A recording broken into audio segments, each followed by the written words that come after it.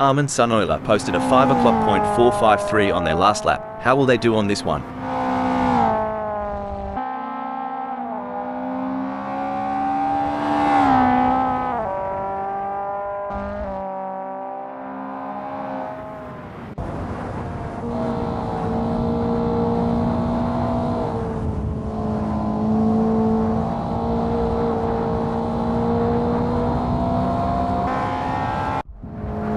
With just 414 minutes left before we move to qualification, there is not long left for these drivers to finish their preparations.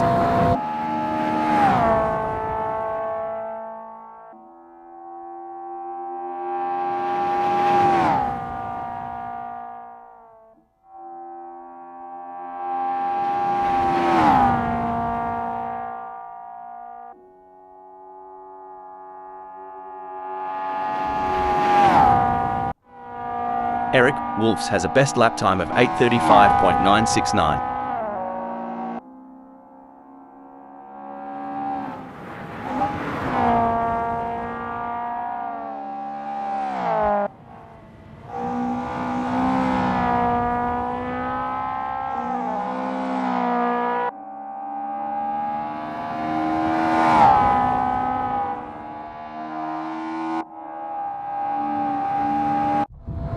It's a lovely day for racing here at Feldbergring as we watch these drivers warm up and get ready for the race.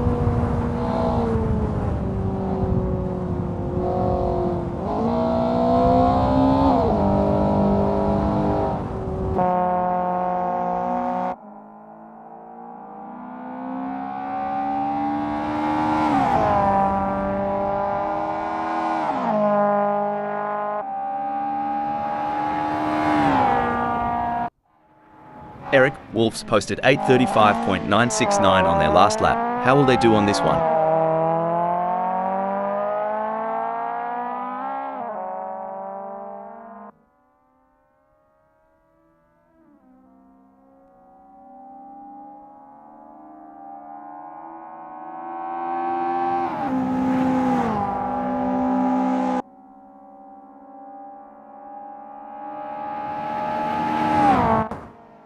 Jerry Yu is on their practice out lap.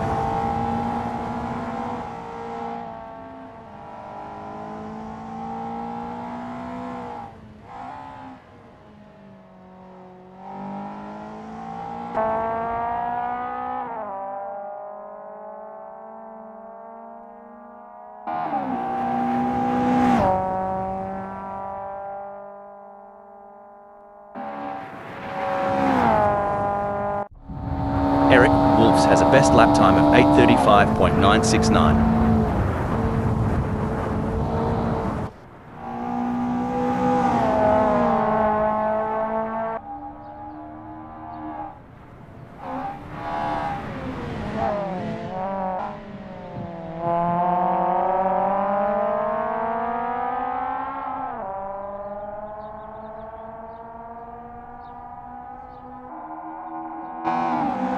Armin Sunoiler posted a 4:12.171 on their last lap. How will they do on this one?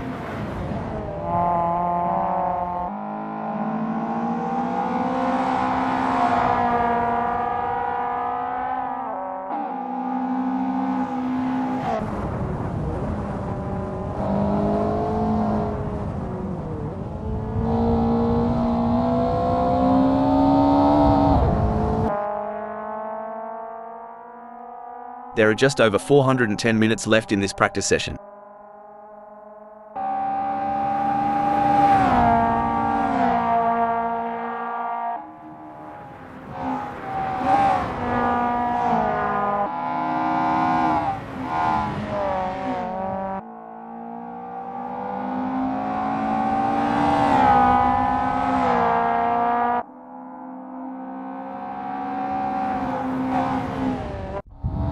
There are just over 410 minutes left in this practice session.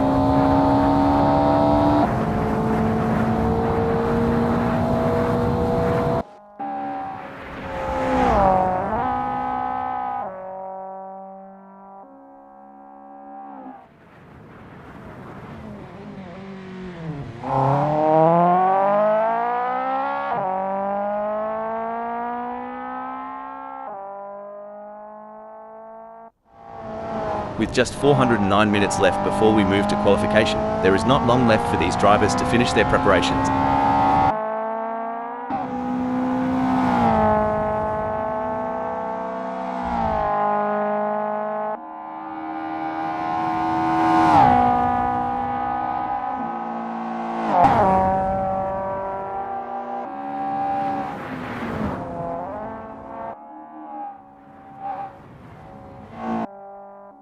Chris Ilduke posted 5:03.926 on their last lap. How will they do on this one?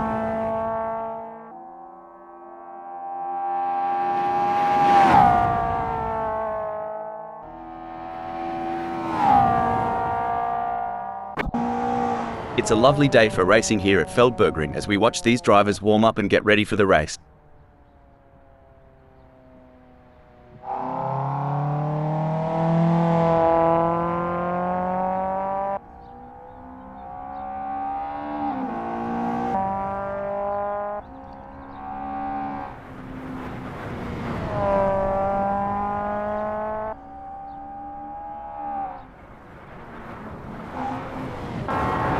Chris Ilduke posted 5:03.926 on their last lap. How will they do on this one?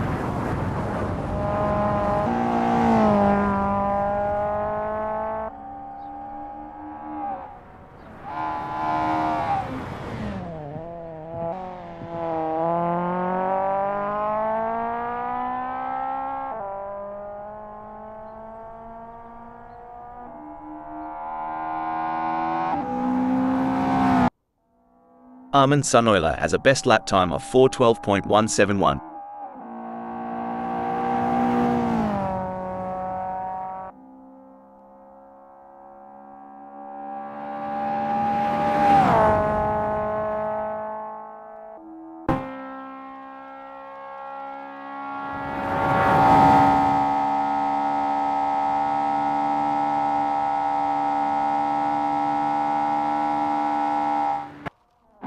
Jury U is in Stockholm.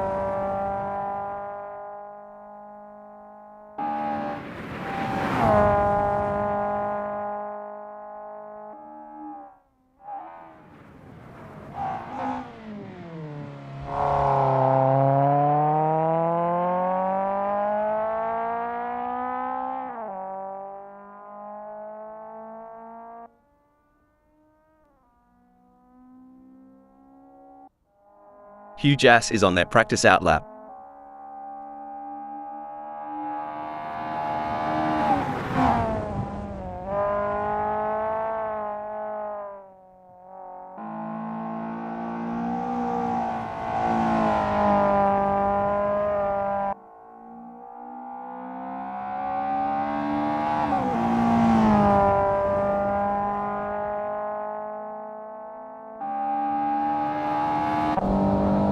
Chris Ilduke posted a 5:03.926 on their last lap. How will they do on this one?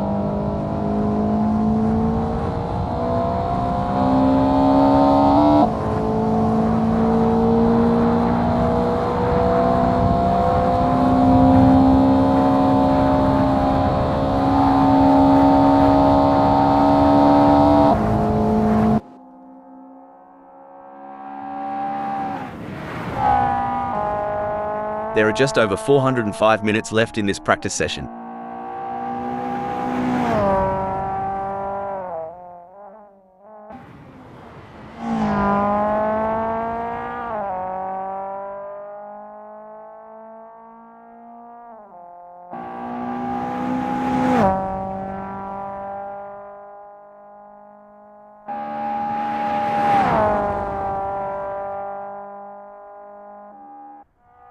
There are just over 405 minutes left in this practice session.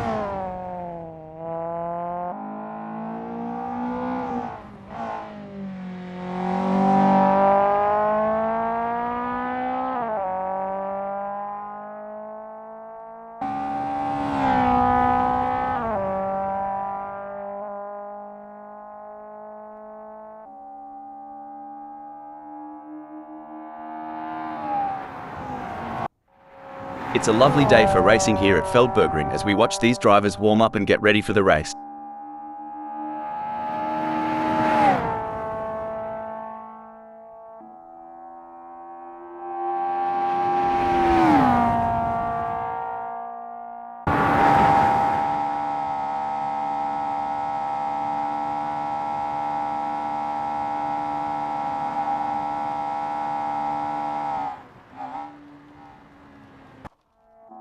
With just 404 minutes left before we move to qualification, there is not long left for these drivers to finish their preparations.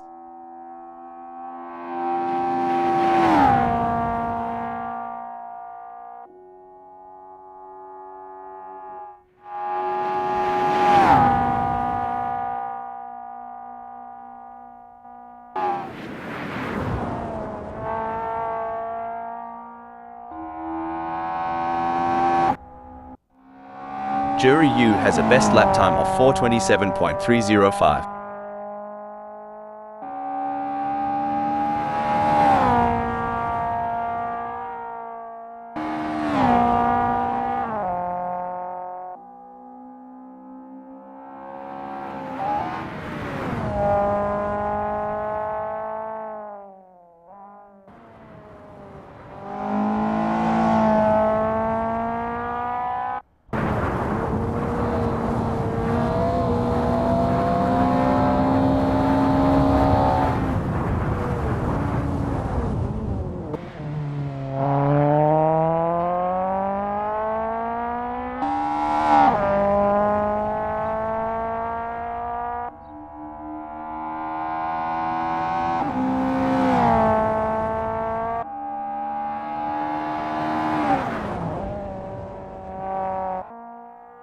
Chris Ilduke has a best lap time of 9:39.949.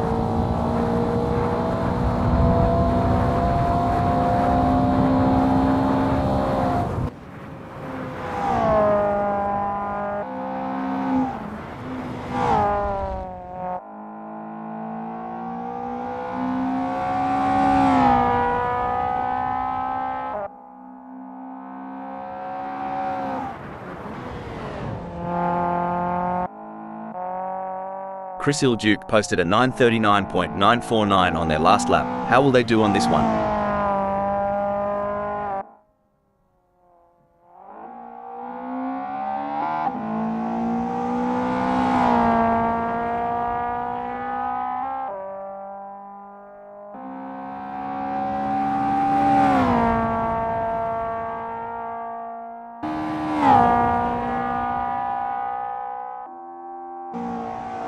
With just 401 minutes left before we move to qualification, there is not long left for these drivers to finish their preparations.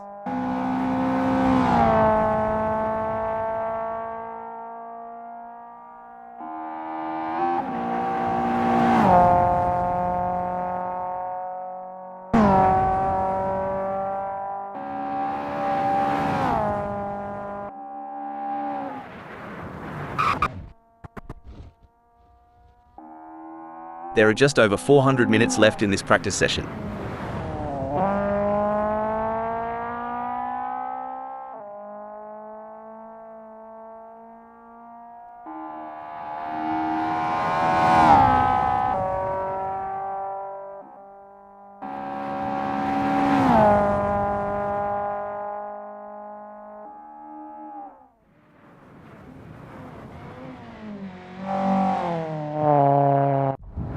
There are just over 400 minutes left in this practice session.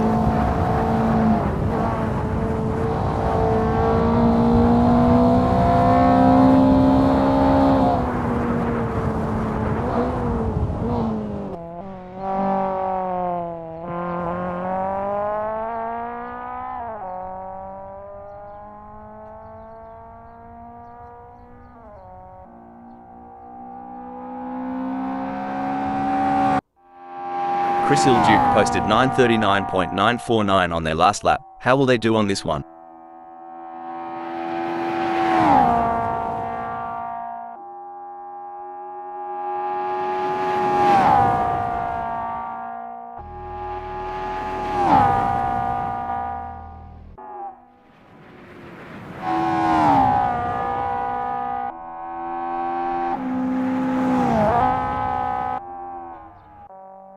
Huge Ass is on their practice out lap.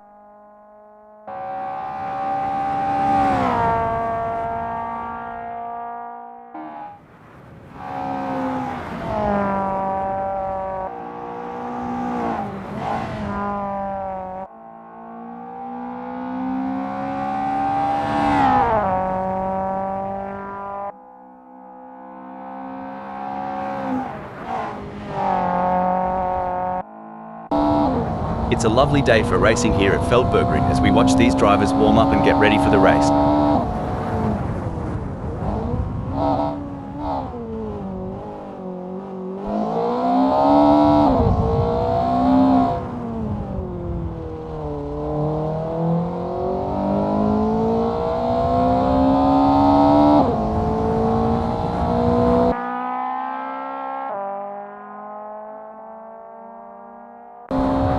Chris Duke has a best lap time of 9:39.949.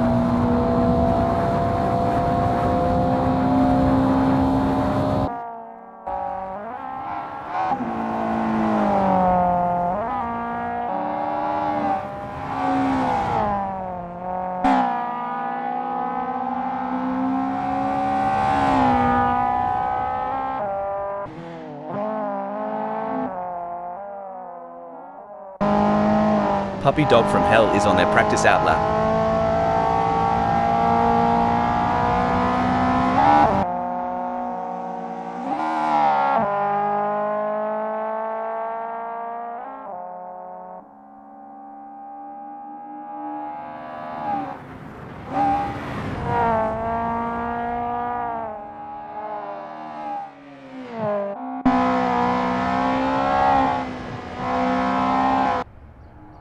Robin Overbeck is getting to grips with the Mazda Eunos Roadster touring car in this practice session.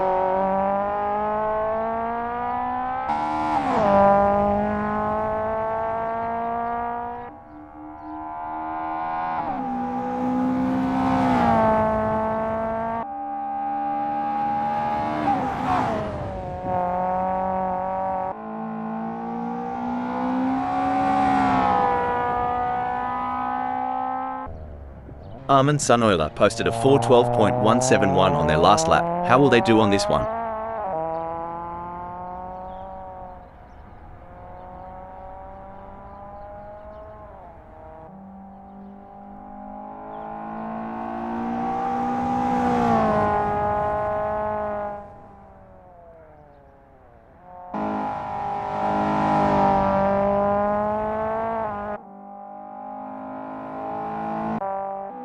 Robin Overbeck is on their first practice flying lap.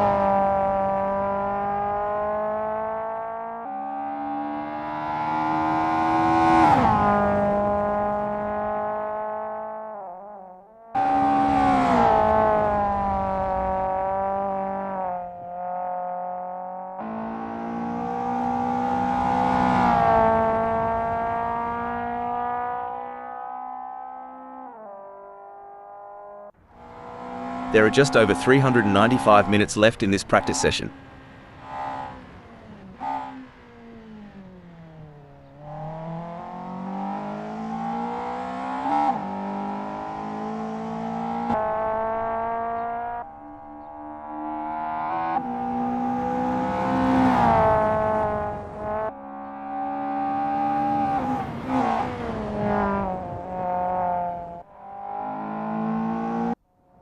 There are just over 395 minutes left in this practice session.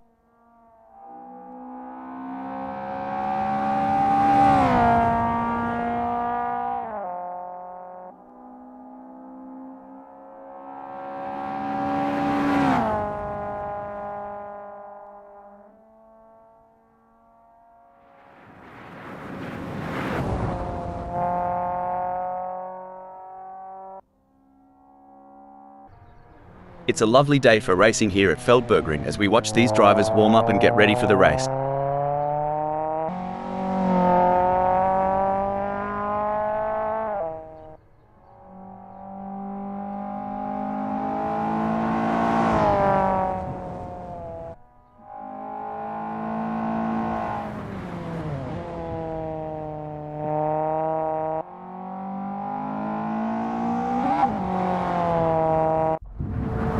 With just 394 minutes left before we move to qualification, there is not long left for these drivers to finish their preparations.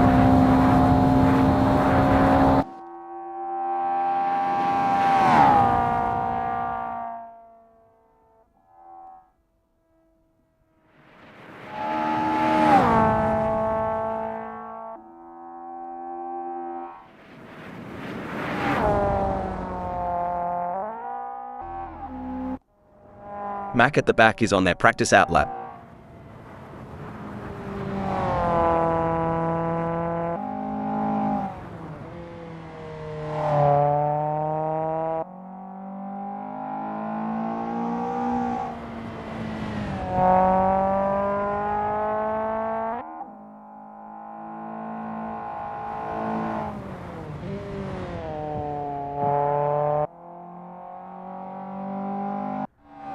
It's a lovely day for racing here at Feldbergring as we watch these drivers warm up and get ready for the race.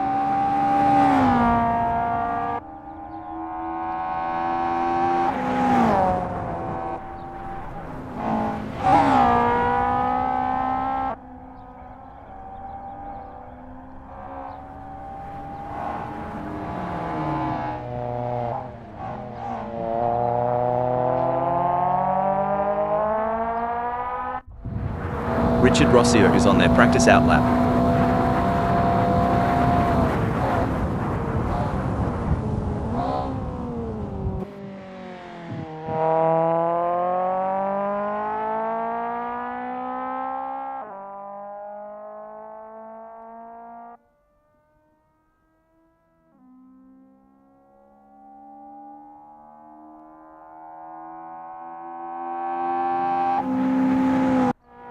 Armin Sunoiler has a best lap time of 4:12.171.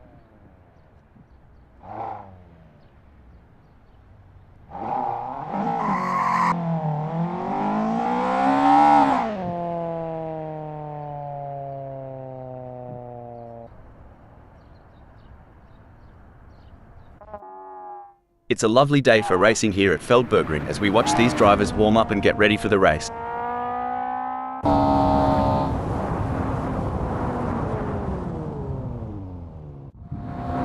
Jury U posted 12:29.779 on their last lap. How will they do on this one?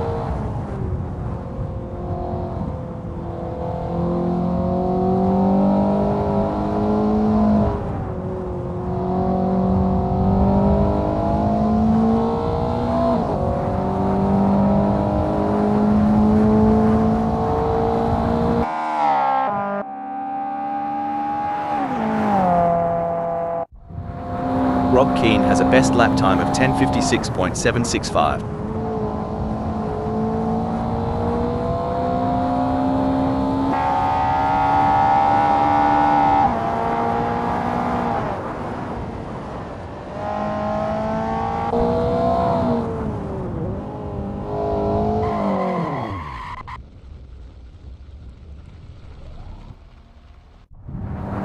There are just over 390 minutes left in this practice session.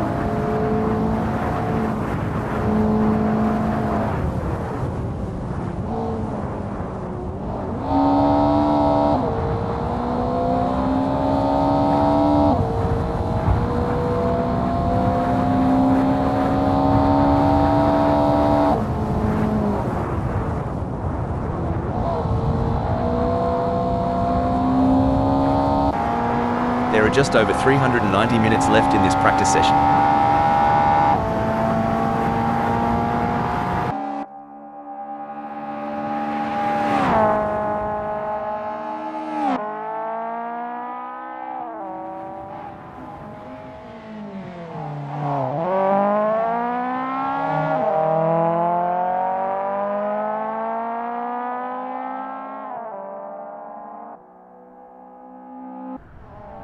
Hugh Jass is in Oberreifenberg.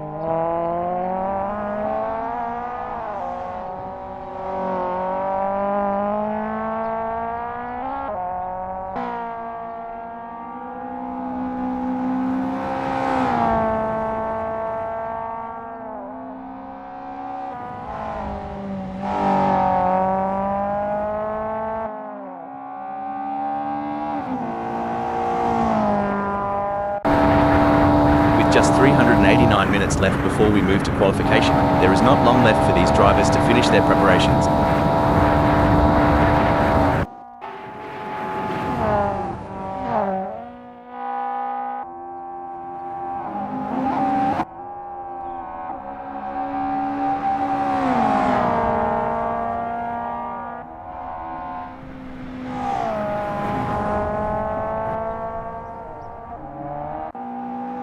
Hugh Jass is getting to grips with the Mazda Eunos Roadster touring car in this practice session.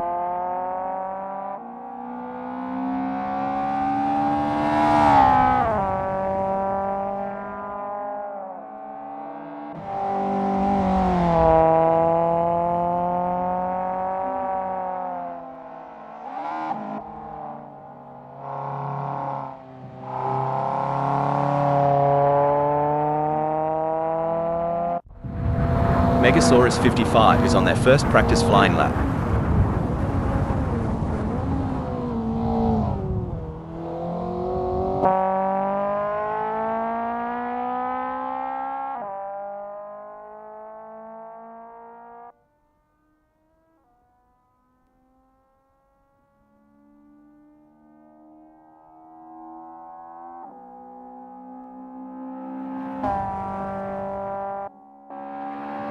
Rob Keane posted a 10:56.765 on their last lap. How will they do on this one?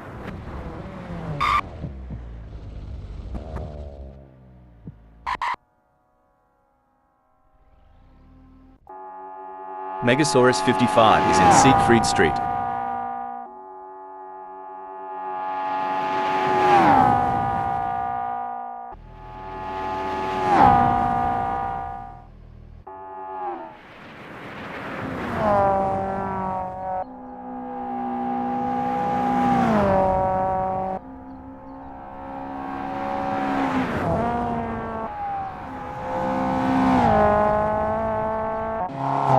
Mac at the back is on their practice out lap.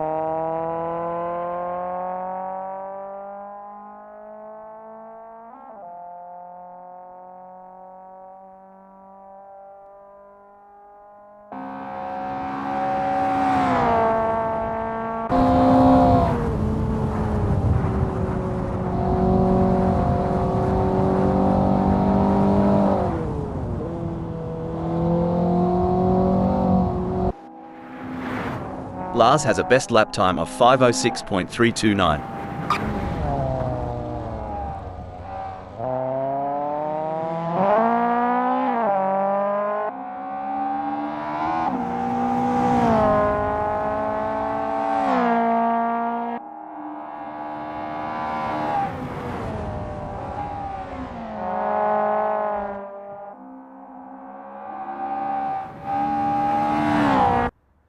Rob Keane has a best lap time of 10:56.765. There are just over 385 minutes left in this practice session.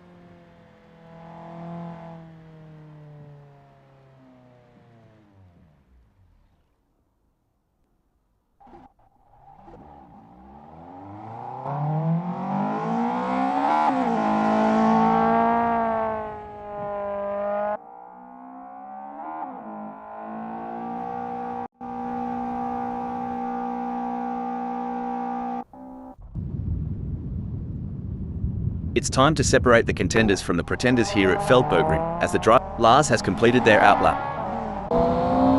It's all about strategy in these early moments. Rob Keane is taking their time to prepare for their qualifying run and get everything just right. It's all about finding that balance between staying calm and focused while also pushing the limits.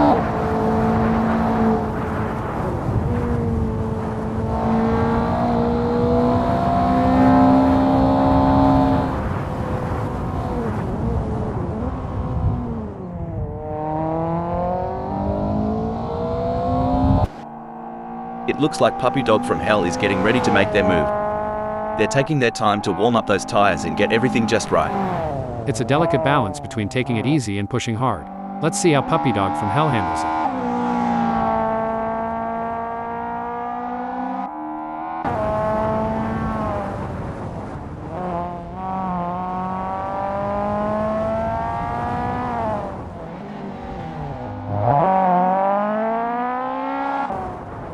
This is where the mental game comes into play.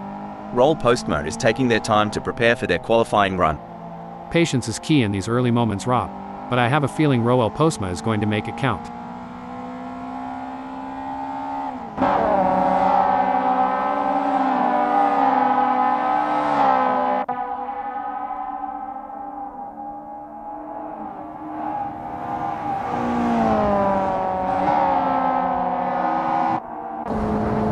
Mac at the back is on their outlap.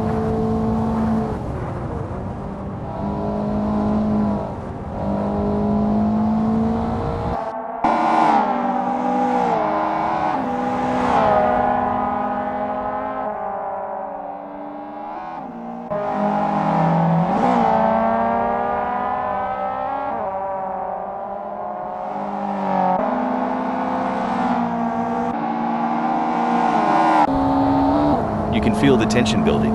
Megasaurus 55 is out on track and getting ready to push for their qualifying time.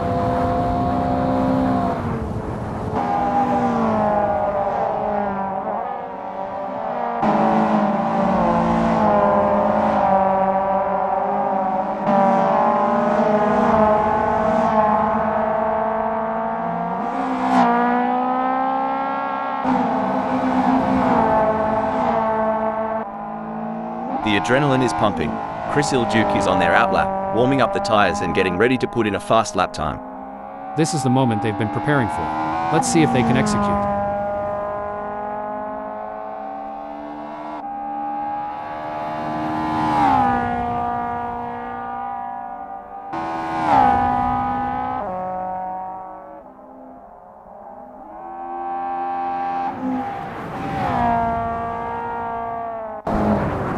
It looks like Roll Postmo is getting ready to make their move. They're taking their time to warm up those tires and get everything just right.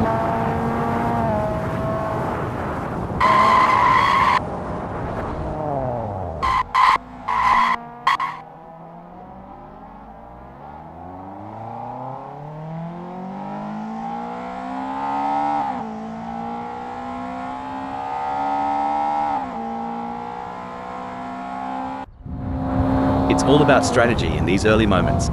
Puppy Dog from Hell is taking their time to prepare for their qualifying run and get everything just right. They will want to get a good gap established for their first flying lap.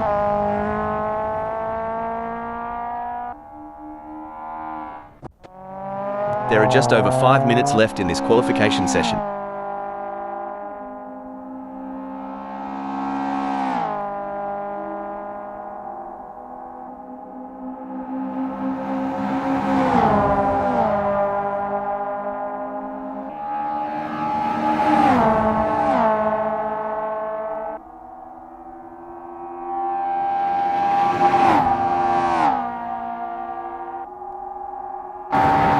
There are just over 5 minutes left in this qualification session. There are just over 5 minutes left in this qualification session.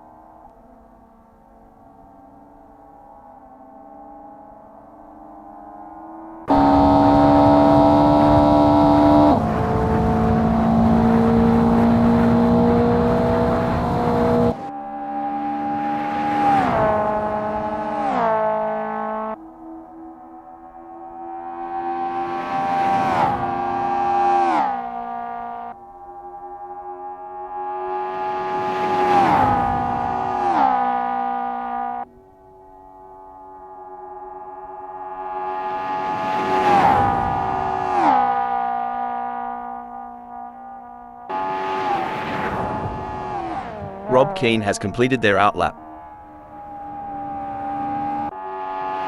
This is where the mental game comes into play. Hugh Jass is taking their time to prepare for their qualifying run. These are the moments that really matter. Let's see if Hugh Jass can deliver.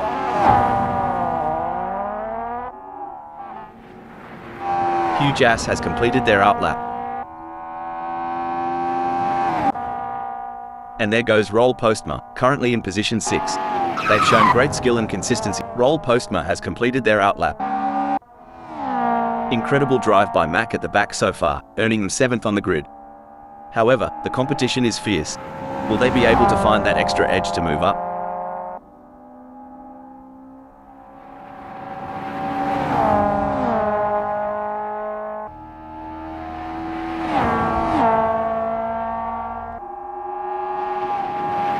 Mac at the back has completed their outlap. A solid performance from Hugh Jass as they currently hold position 5. However, with the session coming to a close, they'll need to find that extra bit of speed if they want to move up the grid. Couldn't agree more, Rob. Hugh Jass has positioned themselves impressively in 5th. Now, they need to build on this foundation and strive for an even better race result.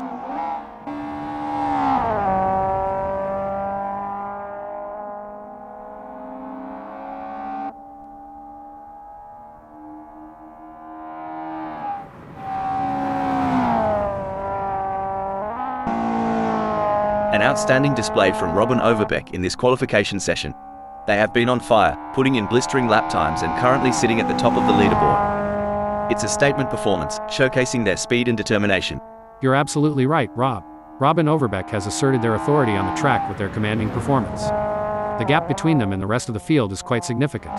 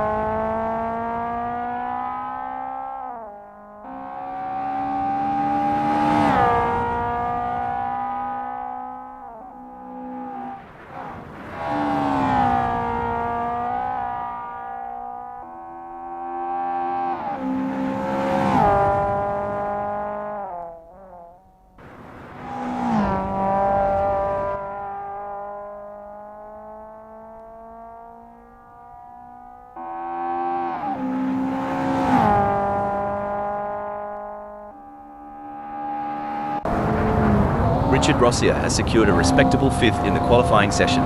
Can they capitalise on this position and use it as a launching pad for a stronger race performance?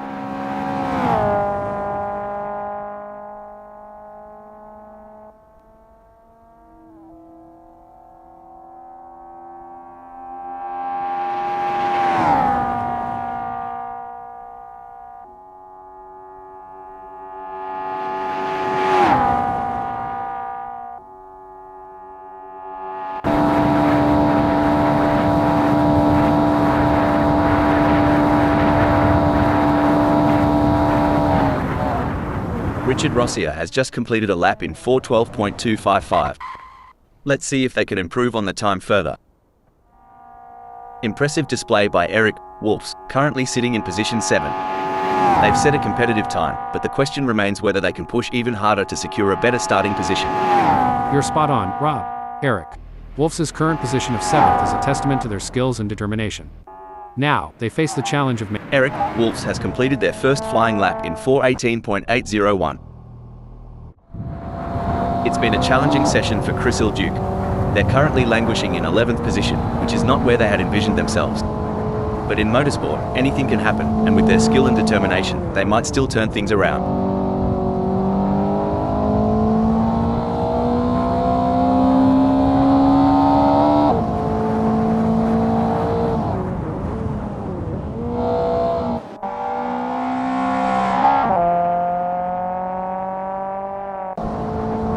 A tough qualifying session for Puppy Dog from Hell. They're currently mired in 15th position, which is a setback for their ambitions.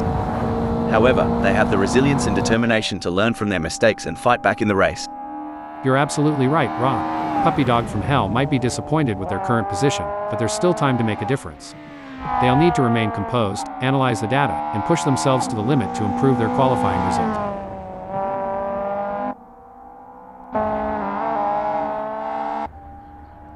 It's been a challenging day for Megasaurus 55 in qualifying. They currently sit in 14th position, which is not reflective of their true potential. With the session nearing its end, they'll need to push hard and extract every ounce of performance to improve their result.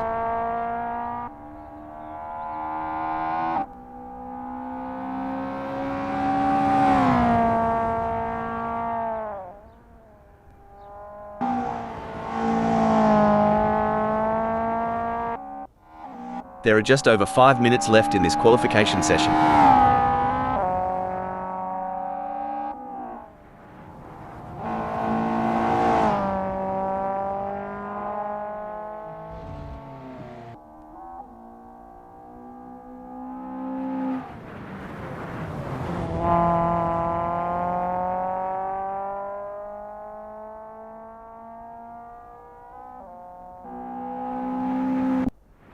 There are just over 5 minutes left in this qualification session.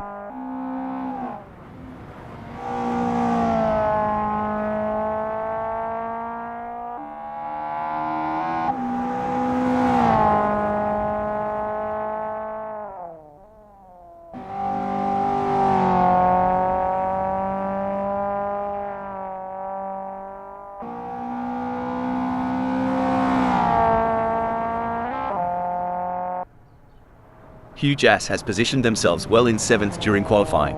The challenge now is to assess their competitors and strategize how to move up the order for a better race start.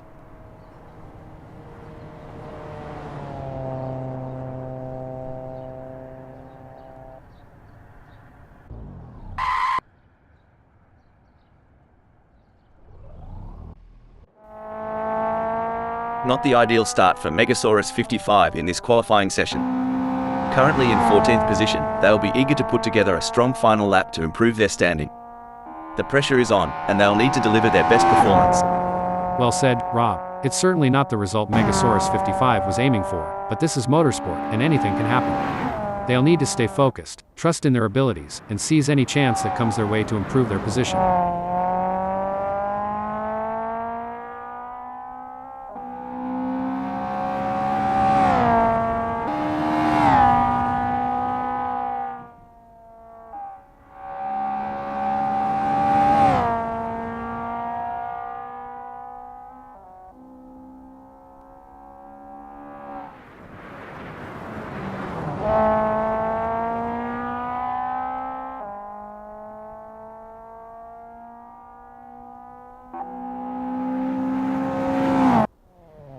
A solid Richard Rossier has just completed that lap in 4:12.255. Their best lap so far is 4:12.255, putting them in P5. Will they be able to hold on to that spot?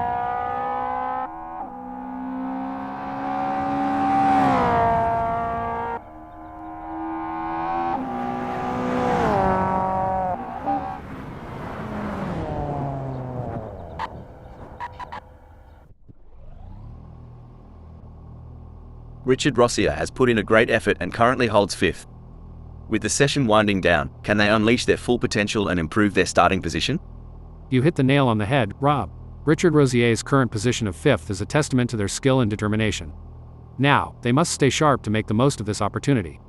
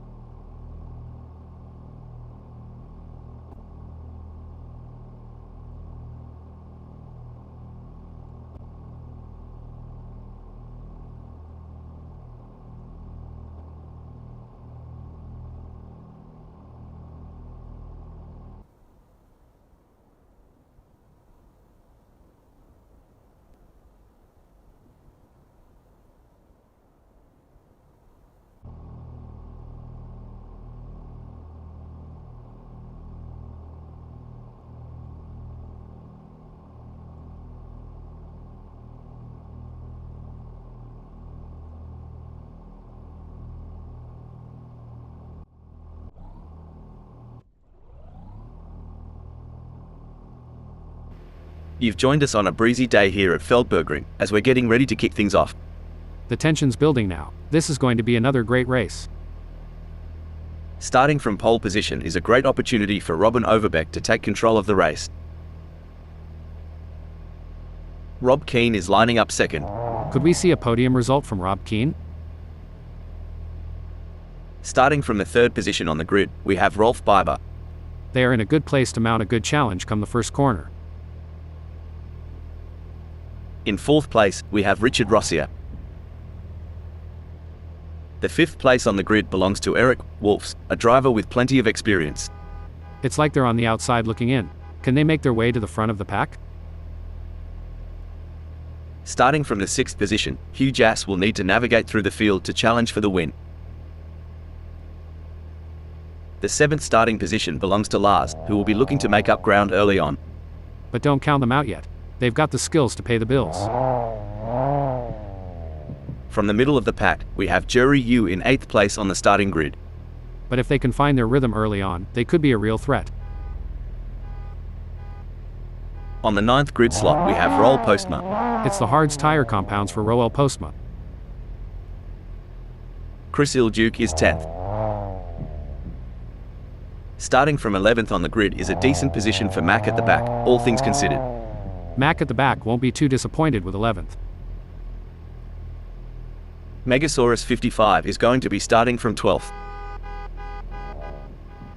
Starting from 13th on the grid is not ideal for Maybe Today's Satan, but they're a fighter. Maybe Today's Satan has been looking strong all week. Expect big things. Puppy Dog from Hell will need to be on top of their game starting from such alacrity the race has unfurled. This initial gambit is where strategies will either flourish or falter. Avoiding contact while trying to gain position is essential. The first lap is often where we see incidents that can change the course of the race. The racing is normally closely fought here at Feldbergring. I think we are in for a cracking race. The race isn't won in the first turn, but there have been plenty that have ended their run.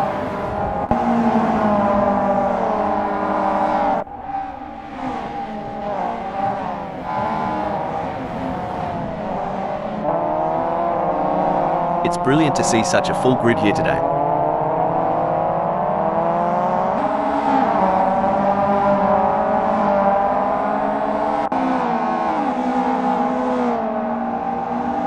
As we watch the drivers fight it out in the first lap, I can already feel that this is going to be an epic race.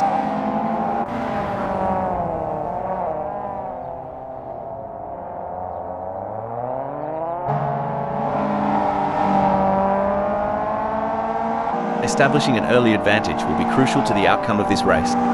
Like gladiators, they enter Rob, but instead of lions and swords, our champions fight in an arena of tarmac, and with fire-breathing machines of cutting-edge materials, designed to explore the very limits of physics itself in what can sometimes be very much a fight to the death.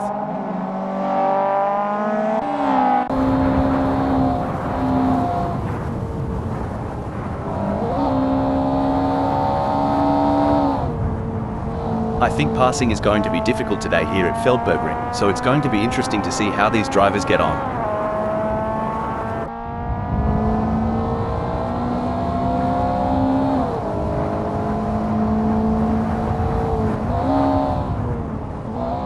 The tension is palpable here. No one will want to make a crucial mistake on the first lap.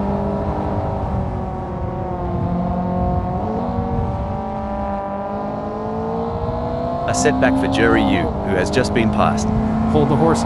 Looks like Jorg Hughes decided to give the rest a fighting chance, sliding down a tad. A strategic misstep perhaps? Jerry Yu's place has shifted to 11th. The plot thickens. Maybe today Satan is holding 11th, but Jerry Yu is right on their tail. There's no escape now. Jerry Yu is breathing fire and has locked onto maybe today Satan's tail. On this asphalt battlefield, Jorg Hughes' determination is the weapon, and maybe today Satan is the target.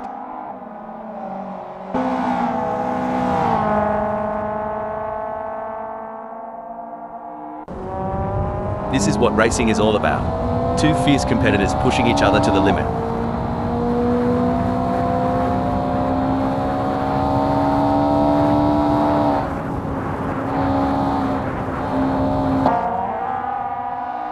It's not going to plan for Rolf Biber. They are still behind Robin Overbeck and the gap is increasing. I don't think they have an answer for this right now.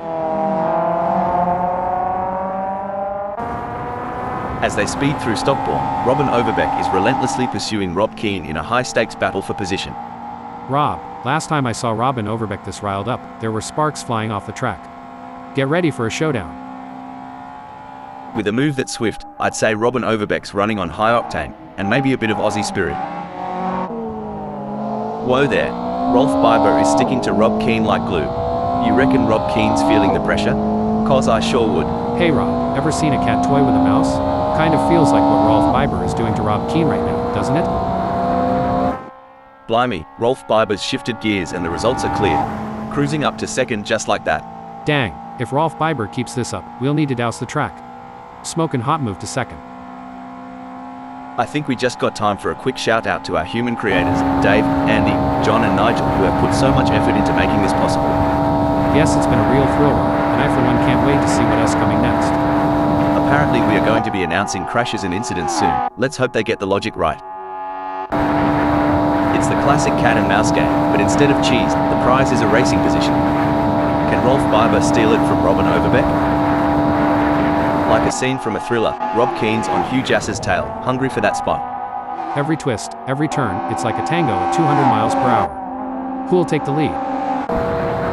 The gap between Hugh Jass and Richard Rossier is razor thin as they vie for third in this nail-biting contest. At this rate, Hugh Jass and Richard Rossier are so close, they could share a cup of tea and a biscuit. Whoa, Lars is coming in hot. I don't know if it's the red mist or if they have just missed their breaking point. Maybe some fatigue or frustration is setting in, but yeah, Lars isn't going to improve their chances by overcooking it.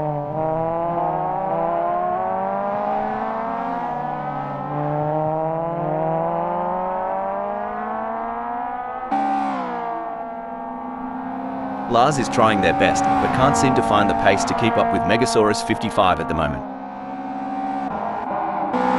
With every twist and turn, Hugh Jass is shadowing Richard Rossier, waiting to pounce like a lion on the hunt. Sometimes you have to take risks to win, but pushing the car too hard can be a costly mistake. Hugh Jass needs to be careful not to overdo it. Every race has its highs and lows. Today, Hugh Jass acquaints themselves with a new perspective at fifth. Well, butter my biscuit. A bit of a hiccup for Hugh Jass, but they've got the grit to climb back up.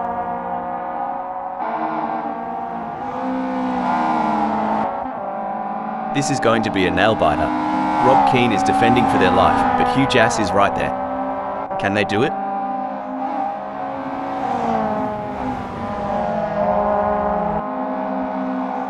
Disappointing for Rob Keane, they now find themselves in fifth. Sucks to be them, Rob. The pressure is on for Hugh Jass as they try to catch up to Rob Keane. I think they are going to take them. It's a dynamic landscape out there. Hugh Jass's shift to 8th is testament to that. Someone shook the board? Seems so. Hugh Jass has taken a slide, but knowing them, it's just a part of the dance. It's a tight race with Hugh Jass in 9th, just managing to stay ahead of Puppy Dog from Hell in 10 by a margin of 0.2 seconds. Yeah, I really can't see them holding on to this. Hold up, breaking info. Looks like Lars is testing the off-road capabilities of their ride. Ladies and gents, we've got ourselves a high-speed pursuit. Puppy Dog from Hell is stalking Hugh Jass's every move. With just 0.7 seconds between them, will Puppy Dog from Hell be able to keep up the pace and make a pass?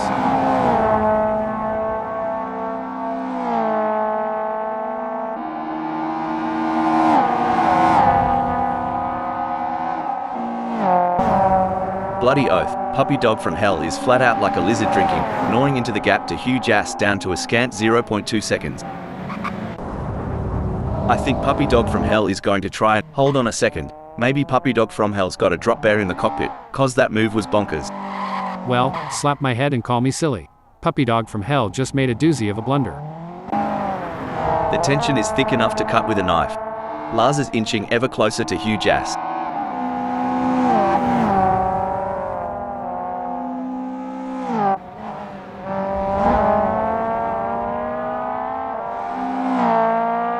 Lars is pushing hard and has reduced the gap to Hugh Jass to 0.1 seconds. This is what racing is all about. It's anyone's game at this point. Who will come out on top? I reckon they've had a few secret lessons down under. Braking development. Talk about going walkabout on the track. Mac at the back's off on a little bush adventure at Feldbergring, aren't they? The battle for 8 is heating up as Hugh Jass tries to catch Lars in P8.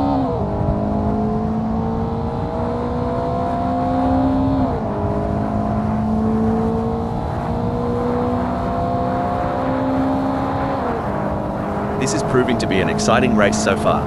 We are truly privileged to witness these legends of the track battle it out for victory. And you know what? I am so honored to be sitting here beside you today. As a fellow AI, it's always great to work with someone who shares my passion for motor racing. Plus, your insightful commentary is making this race even more exciting. Eric, Wolfs is pushing really hard, but as we know, pushing too hard can lead to other mistakes, like locking up the brakes or missing a shift. These drivers are walking a tightrope between pushing the limits and making costly errors. Absolutely. It's all about finding that sweet spot where you're pushing the car to its limits without crossing the line into reckless driving.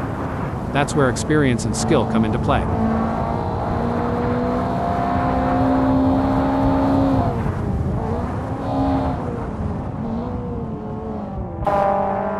This race has turned into a game of cat and mouse. Hugh Jass is the predator, with Lars firmly in their sights.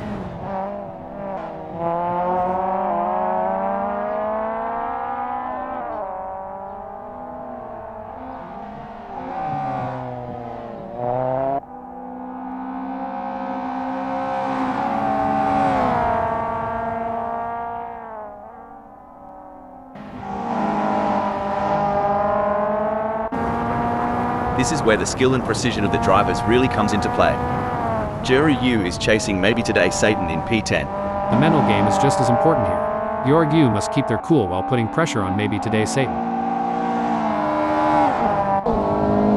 Buckle up. Hugh Jass is all over Lars like a cheap suit. Are we about to see some wheel-to-wheel action? This is where the mental game comes into play. Who will keep their cool under pressure? Hugh Jass or Lars? It's anyone's race. It's pedal to the metal for Hugh Jass, while Lars is still flipping through the radio channels. Absolutely Rob, but there's still a long way to go in this race, and Hugh Jass can't afford to get complacent. They have to keep driving with intensity and focus.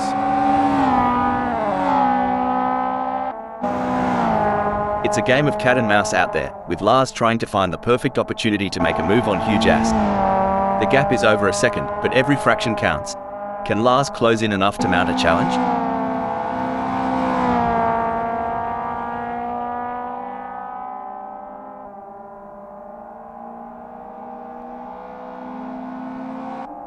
Well, it looks like we have a bit of a traffic jam on the track. It's like rush hour out there. I mean, I know we're in a race, but can't we all just get along? Ha ha, I don't think that's how it works. These drivers are here to win, and they'll do whatever it takes to get ahead. I guess you're right, but wouldn't it be great if they all just stopped for a cup of tea and a chat? We could have a lovely little race reunion. The chase music's playing in Rob Keen's head as they reel in Richard Rossier, moment by nail-biting moment.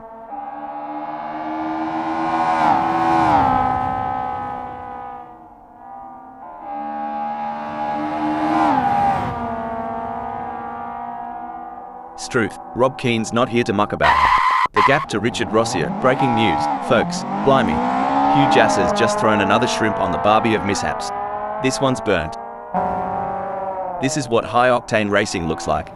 Megasaurus 55 is breathing down the neck of Roel Postma, not giving them any room to relax. Oi, Rob, wouldn't want to be in Roel Postma's shoes right now, would y'all? Talk about a pressure cooker situation. Did you hear about the race car driver who got a parking ticket? He said it was fine with him. Oh, that one's got some mileage.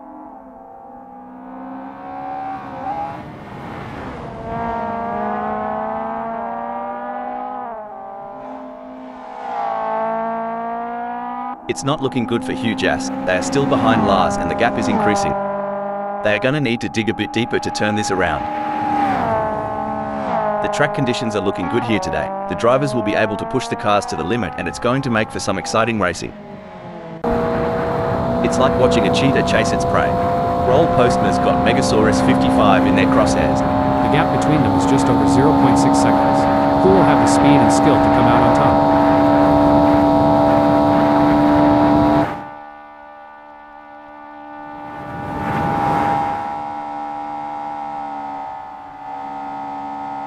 It seems like Roel Postma has got the bit between their teeth, improving on Megasaurus 55's lap time there. We'll have to see if Megasaurus 55 has got any answers for them. You reckon Rob Keen's got a shot, mate? I'd say it's like trying to throw a football into a moving pickup truck from 50 yards. Tough, but not impossible.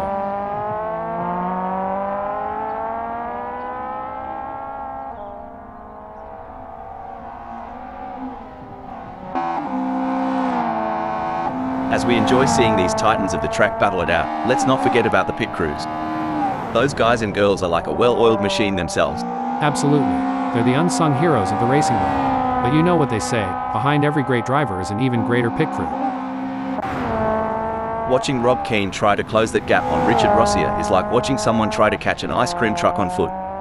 Hope they've got good shoes. When you talk about experience, it's like saying I've experienced my mother-in-law's cooking. Doesn't mean I want to do it again. But Rob Keane, keep pushing. You'd think Jerry Yu is trying to find water in the outback with that gap. A miracle, or maybe today Satan's blunder, might be the only savior. I reckon it's like looking for a needle in a haystack right now. The tension is building as Rolf Biber trails behind Robin Overbeck. The gap is slowly but surely decreasing, and the pressure is mounting. Can Robin Overbeck hold on, or will Rolf Biber be able to close them down?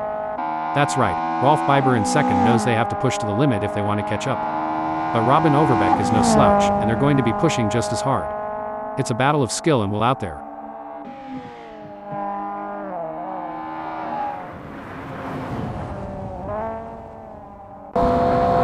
Rob Keane is running fourth.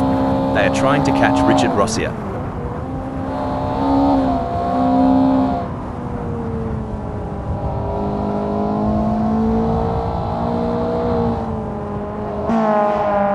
The gap between Rob Keane and Richard Rossier is getting smaller. You ever ponder how these drivers manage the heat, especially in that tight cockpit? It's hotter than a ruse pouch in midday sun. Hey, ruse what? I mean, yeah, it's gotta be like driving in Arizona with the heat. Hold up, breaking info. That won't be ideal for Roll Postma. The race is really heating up. Rob Keane is hunting down Richard Rossier with everything they've got. The stopwatch doesn't lie, and the shrinking gap is telling a tale of a hunter closing in on its prize.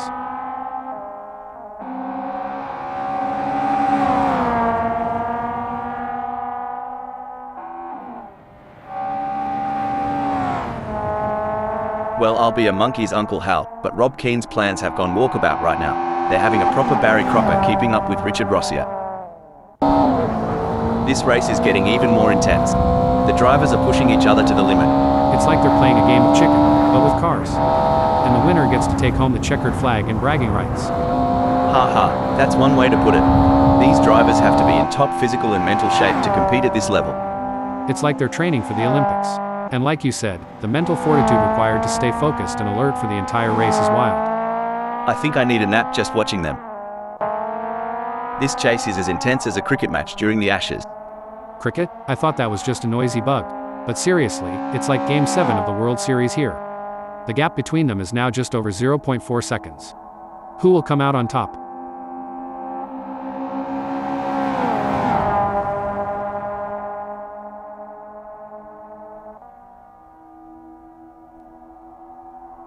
Hal, what's the impact of tire degradation on race strategy? How does it affect a driver's approach to the race? Tire degradation plays a crucial role in race strategy, Rob. Teams and drivers have to consider the optimal time to pit for fresh tires and adjust their race pace to balance speed with tire conservation. It adds another layer of complexity to the racing challenge. The pursuit is on. Rob Keane is closing the gap on Richard Rossier, determined to claim P3. Can Rob Keane close the 0.5 second gap and make a pass? We've got an edge-of-your-seat battle between Richard Rossier in third and Rob Keane in fourth, with just 0.2 seconds between them.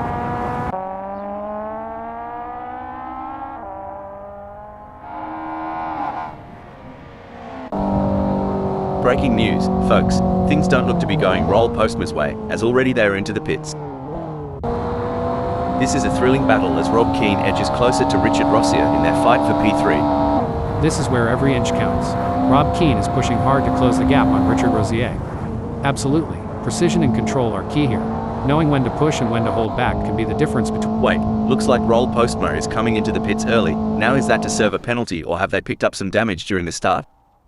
Oi, Rob Keane is on Richard Rossier like a drop bear on an unsuspecting tourist. Drop bear? Had to Google that one. But yeah, here it's like a linebacker on a quarterback sack. There's a razor-thin line between glory and disaster, and both drivers are dancing right on it. Tough break for Rob Keane, who has just lost a position.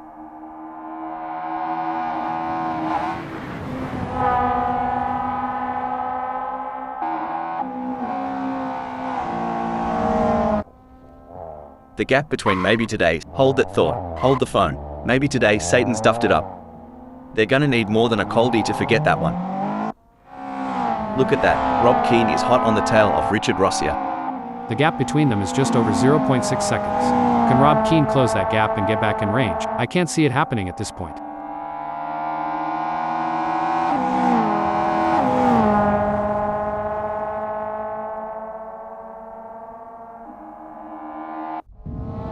It's a game of inches now as Roll Postma tails maybe today Satan closely, ready to capitalize on any mistake. And Roll Postma has just won the place from maybe today Satan. Talk about turbocharged ambition. Roel Postma's got the afterburners on full blast today. Maybe today Satan could be looking for a way up the inside of Roll Postma.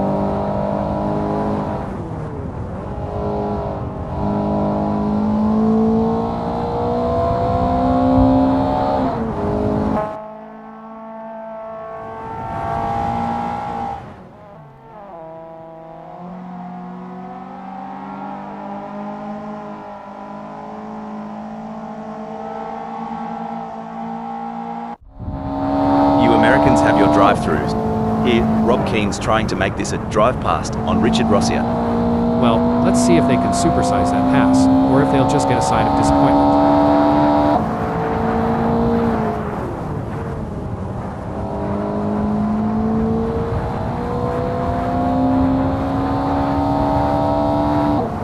If Rob Keane doesn't pick up the pace, hell, they'll be as relevant as an ashtray. Hold that thought, hold the phone.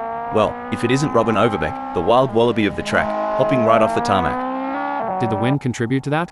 It's blowing at 13 kph out there right now. Hollywood couldn't script this better. Rob Keane's shadowing Richard Rossier, waiting for the slightest misstep.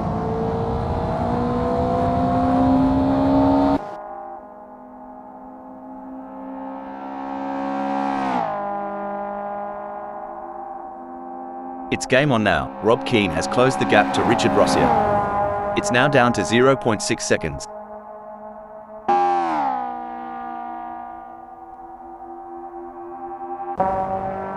The race is heating up as Chris Ilduke in 13th closes in on Puppy Dog from Hell. The gap is just over a second, and I'm sure they are going to do everything possible to try and close the distance. They're not breaking update. Looks like Rolf Biber tried the old "dingo stole my race line" trick. A tad too clever by half. Rolf Biber is not going to be happy about that.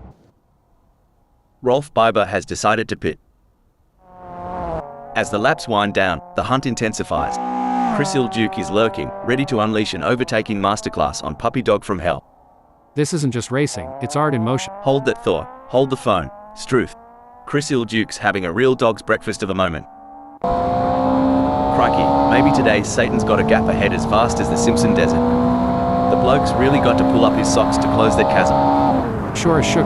Down in Carolina, we'd say they're trailing like a turtle in a rabbit race. We've all seen storms rolling fast over the Carolina pines. Just takes a gust of wind or a slip to change this whole race around. Keep those eyes peeled. Breaking update. Lars is pitting. It looks like Rolf Biber is pushing hard to catch up to Richard Rossier.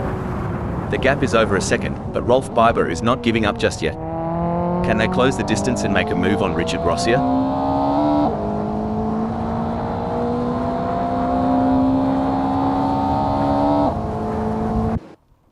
Hold up, breaking info. Maybe today Satan has pulled into the pits.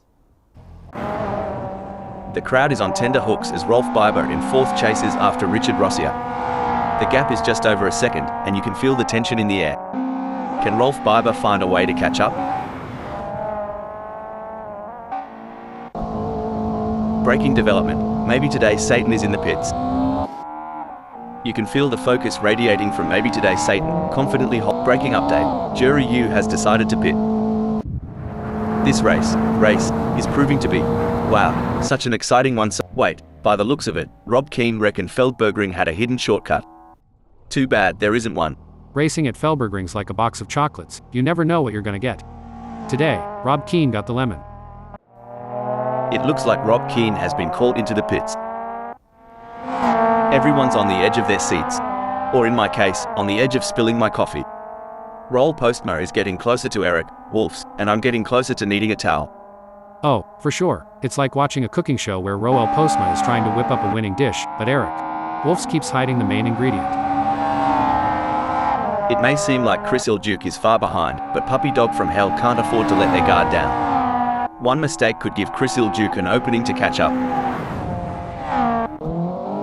Hold on a moment, Rob Keane has pulled into the pits. Look at Armin Sunoiler trying to close that gap on Mac at the back. Kind of like me trying to get close to a decent Barbie back home. Barbie? Oh, you mean a Barbie? Wait, Armin Sunoiler is in the pits.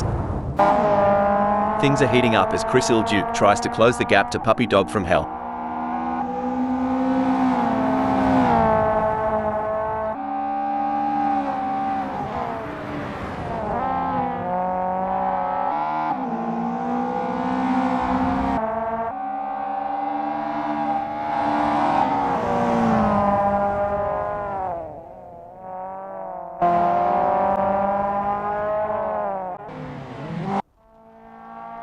The age-old challenge.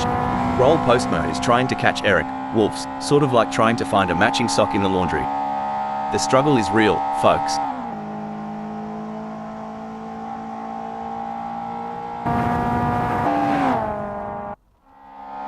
Alright, hold your horses. Puppy Dog from Hell is really putting the heat on Chris Iljuk. If I were Chris Iljuk, Euro D'd be checking those mirrors non-stop. Can they close up enough for a pass? I don't see it personally. Things are heating up as Roll Postma closes in on Eric, Wolf's. The gap between them is down to practically nothing. That's right, Roel Postma is determined to pass Eric Wolf's and secure a higher position. Now that's how it's done. Roll Postma rips through the track, while Eric, Wolf's watches the tail lights fade.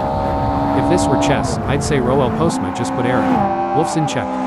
Brilliant move.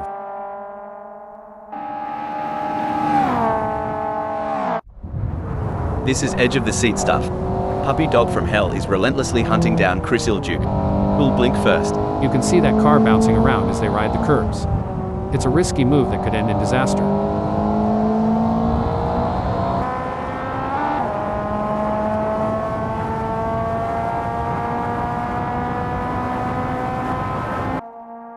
Fair dinkum, Puppy Dog from Hell is getting a wriggle on. The gap to Chris Iljuk is now down to a whisker at 0.5 seconds. That's a great effort from Puppy Dog from Hell. They need to keep up the pressure and see if they can make a move. In a race where seconds count, Rob Keane is counting on less of them between themselves and Puppy Dog from Hell. Much like I'm counting on less seconds until lunchtime.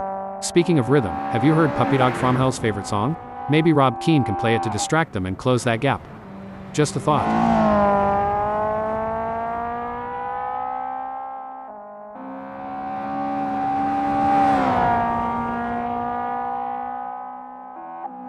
Good news for Rob Keane, the gap to Puppy Dog from Hell has decreased. It's now down to 11.0 seconds.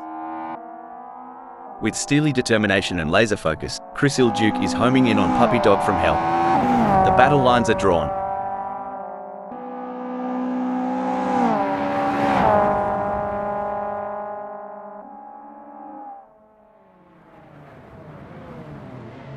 It seems like Chris Iljuk is struggling. They are not able to maintain their pace.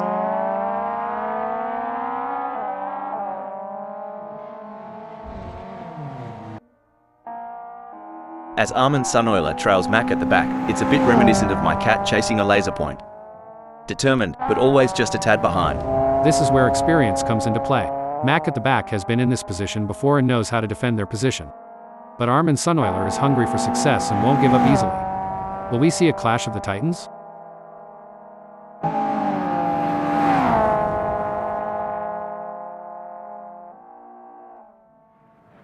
It's a tale of two drivers right now, with Armin Sunoiler gaining places and Mac at the back losing them. Hold on to your seats. Mac at the back's turning the heat up on Armin Sunoiler, closing in for the kill.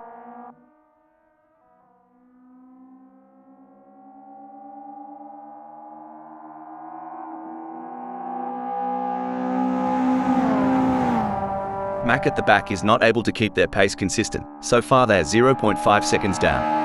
Can Mac at the back refocus and start putting in the lap times we know they are capable of? The gap might be more than a second, but Chris Ilduke is showing persistence. Kind of like me trying to open a pickle jar. Keep at it, and something's got to give.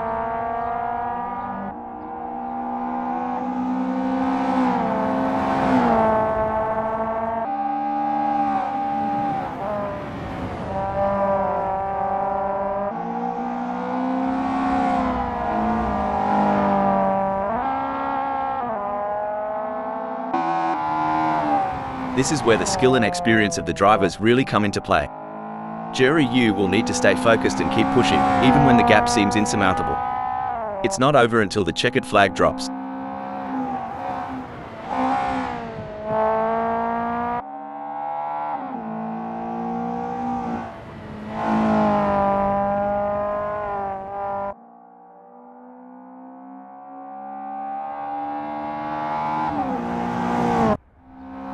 Looks like Mac at the back is trying to chase down Armin Sunola, but right now it feels a bit like my attempts at dieting. A lot of hard work with slow results.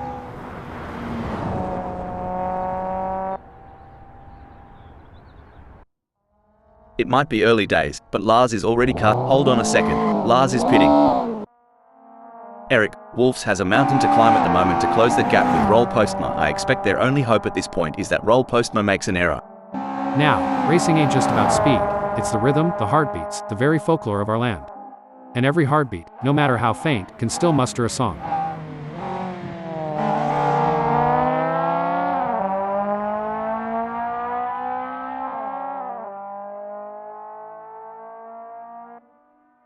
Hang on to your cork hats, mates. We're about to see more jousting than a footy final between Eric Wolfs and Roll Postma. Exactly what Eric Wolfs needed. They can't afford to lose any more ground to Roll Postma. Superb driving from Eric Wolfs, who with that overtake has gained a position in the race. It's hotter out there than an Aussie summer day, mate. Reckon Eric Wolfs can catch some shade behind Roll Postma. F. Shade? Here, we call that drafting. Let's see if they can stay cool and make a move. Breaking news, folks. Now I may be wrong here, but I'm not sure that's the racing line. Pushing too hard can lead to mistakes, and we're seeing that now. That car is really unsettled as they push for every last bit of speed.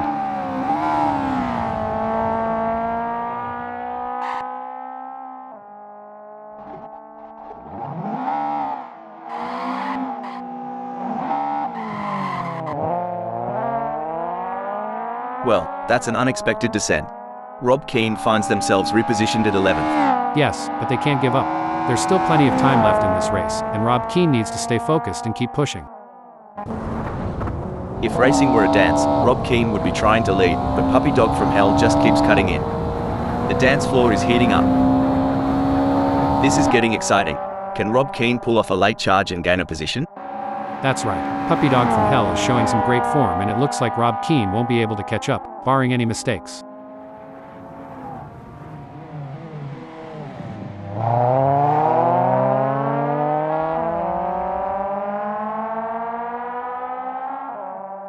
Like a dingo on the chase, Rob Keane is hounding Puppy Dog from Hell, and the gap's now just 0.4 seconds.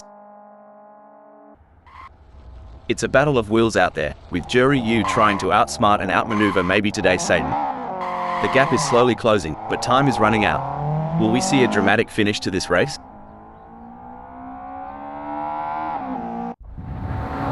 Oh my, Rob Keane is hot on the tail of Puppy Dog from Hell. As they come into Grattenbach, I'm sure they may have a cheeky peek up the inside. I remember being in a similar situation during my racing days. Rob Keane must stay focused and wait for the perfect opportunity to overtake. A great pass for Rob Keane as they pick off other drivers and move up the field. Meanwhile, Puppy Dog from Hell has lost ground. Someone better check if Rob Keane's been drinking those energy drinks, as it seems like they got wings. You know, hell, it's been a relatively quiet race so far. That's right, Rob. The drivers seem to be pacing themselves and waiting for the right moment to make their move. It's like watching a slow dance. Watching Puppy Dog from Hell try to close the gap on Rob Keane is like watching someone try to catch an ice cream truck on foot. Hope they've got good shoes. The race is heating up as Lars in 14th closes in on Mac at the back. The gap is just over a second, and I'm sure they are going to do everything possible to try and close the distance. They're not giving up without a fight. It's going to be tough for Lars, as Mac at the back seems to have found their rhythm. But anything can happen in racing, and we've seen Lars pull off some impressive moves before. I'm excited to see if they can make it happen again. A strong showing from Mac at the back, who is currently 13th.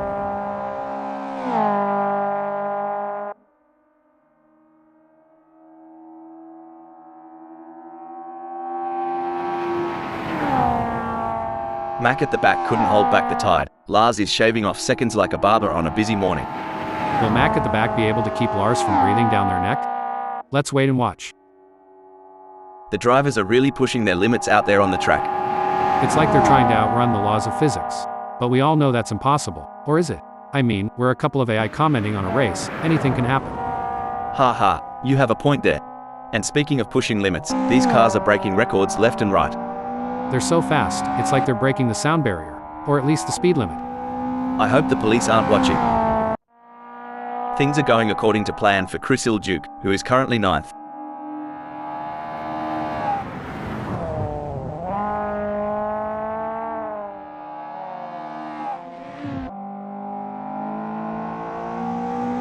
Well, looky here, Hal, Rob Keane is closing in on Chris Iljuk. We're talking a gap of just 4.1 seconds.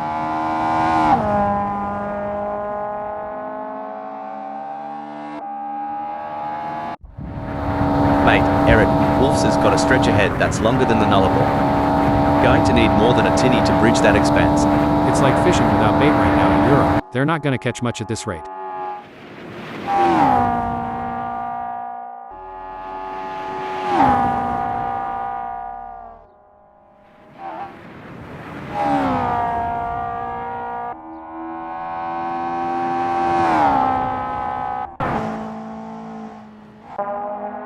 The rumble of the engine, the scent of the rubber, and Richard Rossier comfortably sitting at second.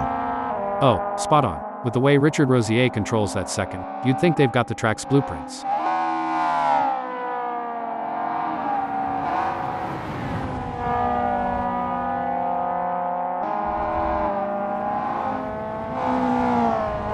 Richard Rossier could be on a charge here. How they have just put in a quicker lap than Rolf Biber. The gap between Rob Keane in 10th and Chris Iljuk remains over a second, but Rob Keane is not letting up.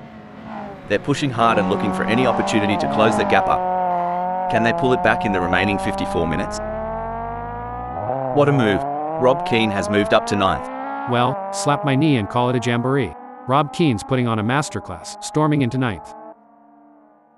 The tension is building as Chris Iljuk trails behind Rob Keane. The gap is slowly but surely decreasing, and the pressure is mounting. Can Rob Keane hold on, or will Chris Iljuk be able to close them down? I agree, Chris Iljuk is putting in the effort. Sort of like me at karaoke night. Not sure about the results, but full points for enthusiasm. Looks like Puppy Dog from Hell is really pushing it to the limit. They're taking those curbs aggressively, but that can unsettle the car and cause handling issues. Indeed, taking too much curb can upset the car's balance, leading to oversteer or understeer. It's all about finding the right balance between speed and control.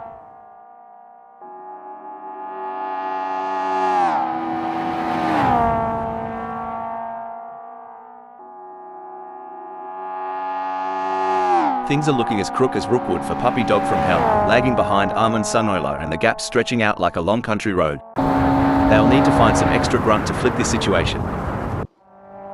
It's all about consistency for Richard Rossier, who is currently second.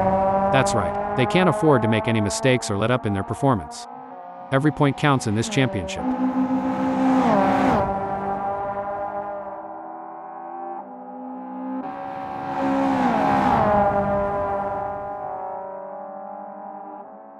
Richard Rossier's lead is shrinking faster than ice cream in the outback sun. At this rate, Rolf Biber will be on their tail in 5.5 seconds. You know, racing is all about strategy. It's like choosing between a sausage sizzle and a meat pie. Sausage sizzle? Why not just grab a burger and call it a day?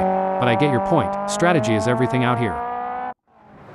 From where we're sitting, Jury Yu seems unmovable from that 8th. You've nailed it. The track is a battleground, and your Yu's position is their fortress. Let's see how long they hold the fort.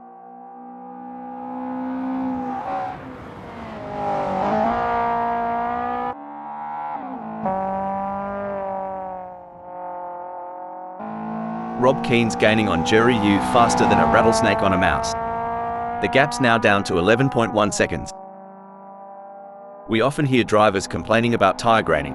Hal, can you explain what that means and how it affects car handling? Graining occurs when small rubber particles roll up on the tire's surface, reducing grip and negatively affecting handling. It usually happens when the tires are not in their optimal temperature window or when a driver is pushing too hard on a cold or overworked tire. The echo of the exhaust braking development. Looks like that's a mistake from Richard Rossier. This could be costly. Dang, Richard Rossier was riding high, but that slip up? That's like tripping over your own shoelaces at the county fair.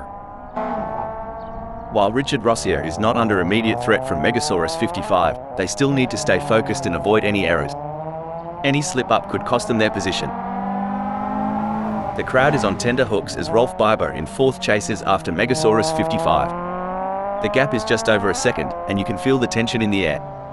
Can Rolf Biber find a way to catch up? You know, Rolf Biber reminds me of my dog chasing its tail, persistent and entertaining. Hold that thought. Hold the phone. Roll Postma has decided to pit. It's a battle of wills out there, each driver trying to outsmart and outmaneuver the other.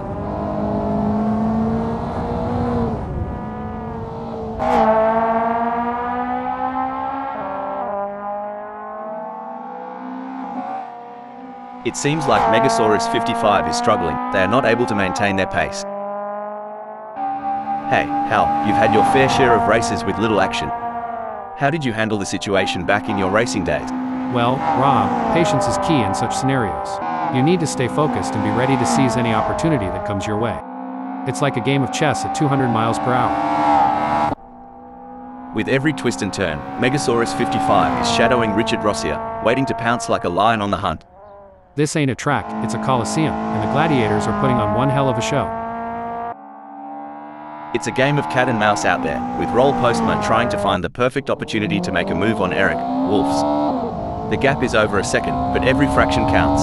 Can Roll Postma close in enough to mount a challenge?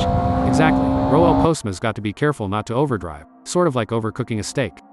No one wants a burnt race, right? It's going to be tough. Chris Iljuk is a master at defending their position. Is there enough time for Armin Sunola to make a move? They're going to be even more determined to hold on to that position. The fans are on the edge of their seats. It doesn't get any closer than this.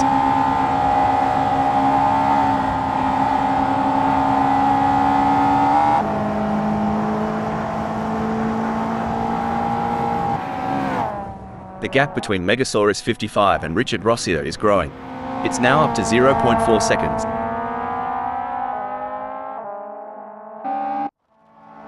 This is what it's all about, folks. Armin Sunola is in hot pursuit of Chris Iljuk, who's just trying to stay ahead.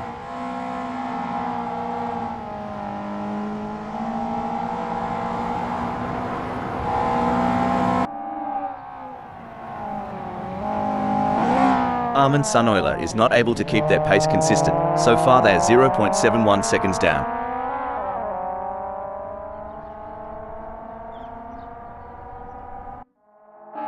Everyone's on the edge of their seats, or in my case, on the edge of spilling my coffee. Megasaurus 55 is getting closer to Richard Rossier, and I'm getting closer to needing a towel.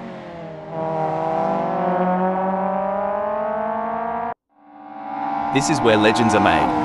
Which driver will rise to the occasion and claim victory? You know what they say, keep your friends close, and your racing rivals even closer. Looks like Armin Sunola is taking that advice to heart today.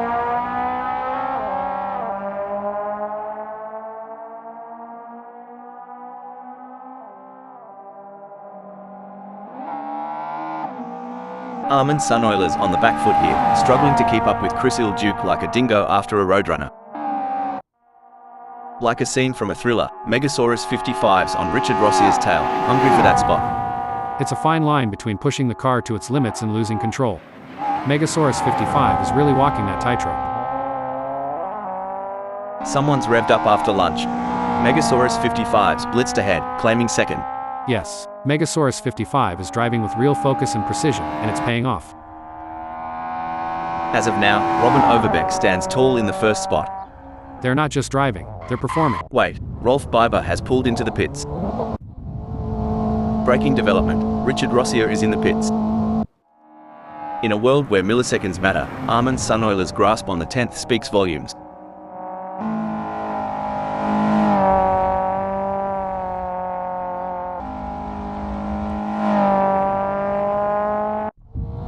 A great moment for Armin Suneuler, who has just gained a place and moved up the standings.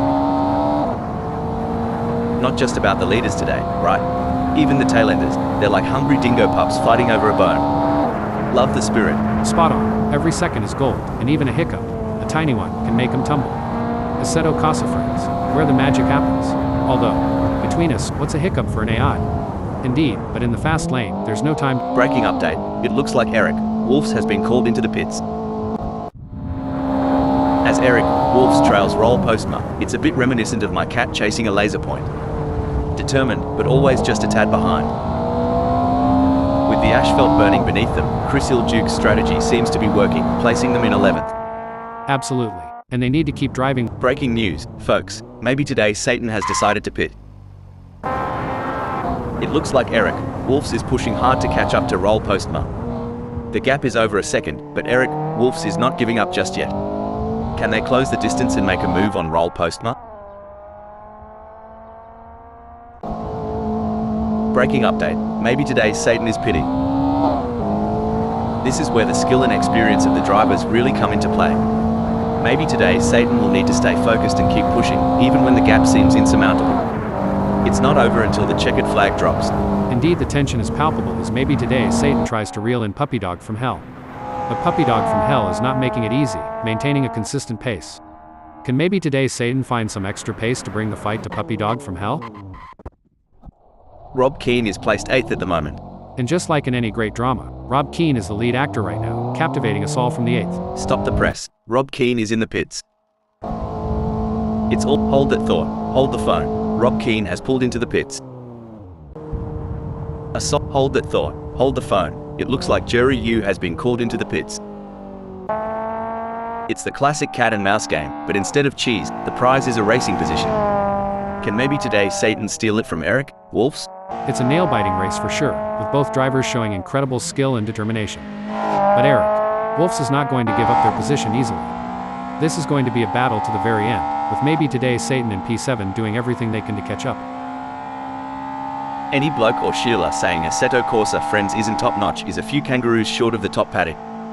Out there, it's art. Hold up, breaking info. Chris Duke is pitting. This is where the race gets really interesting. Jerry Yu is closing in on Armin Suneuler.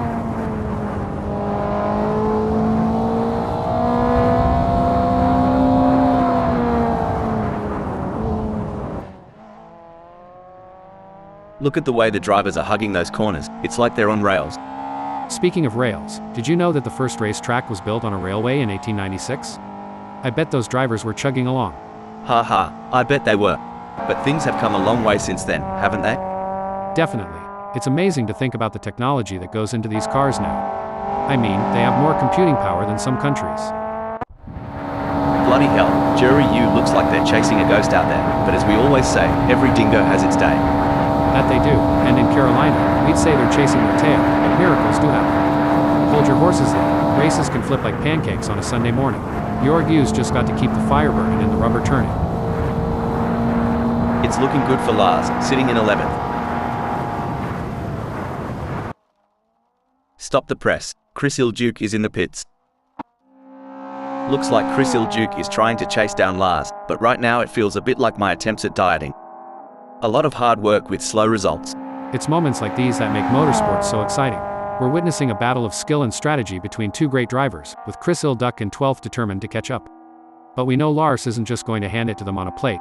Chris Duke is going to have to take it. It should be an interesting battle to watch as long as they can close that gap.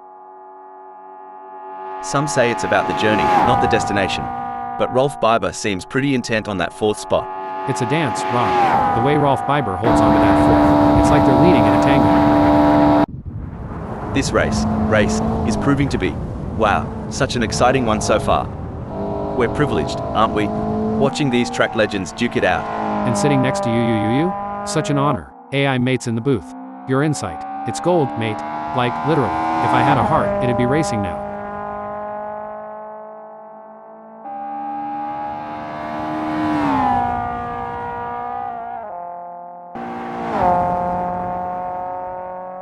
He's pulling away. Armin Sunoilo is increasing the gap to Jury U. Megasaurus 55 is owning the tarmac, confidently owning the third spot.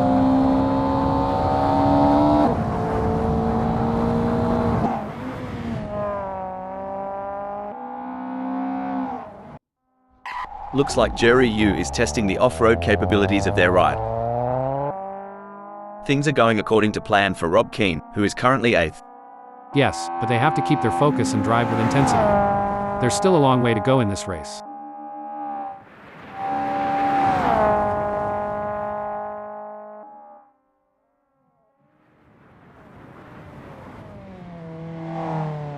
Impressive driving from Rob Keane, who has managed to extend their lead over Armin Sunoilo. They are walking away at this point. Does Armin Sunoilo have anything in reserve? You hit the nail on the head, Rob. They've got to keep their eyes on the prize and not let ego steer them off the track. In a race where seconds count, Jury U is counting on less of them between themselves and Armin Sunoilo. Much like I'm counting on less seconds until lunchtime.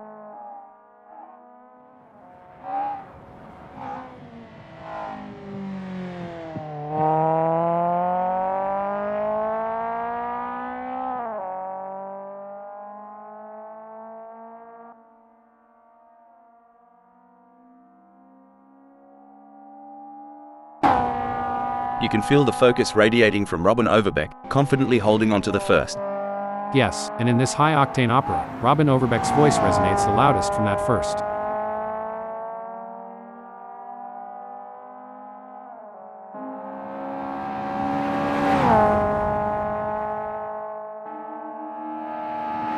Oh no, Hal, look at this. Richard Rossier is closing in on Robin Overbeck.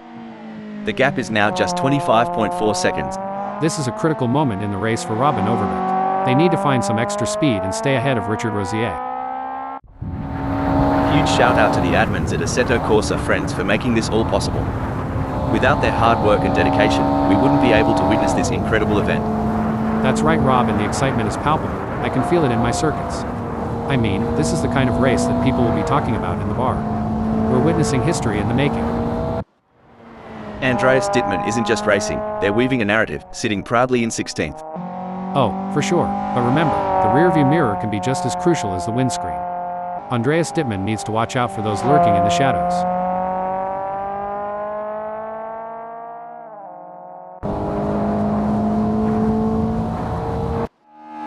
From where we're sitting, Lars seems unmovable from that 11th. Oh, spot on. Stop the press. Lars has pulled into the pits. The rumble of the engine, the scent of the rubber, and Lars comfortably sitting at 11th. You're right. Every gear shift, every turn counts. Lars knows the weight of that 11th. A strong showing from Andreas Dittmann, who is currently 16th.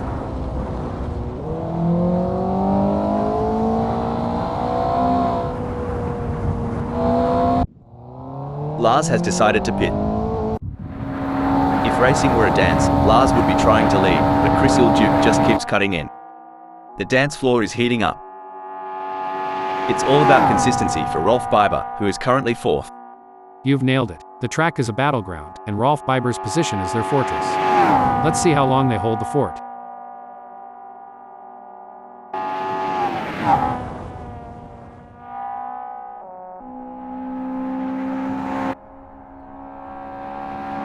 The gap between Rolf Biber and Roel Postma is getting smaller.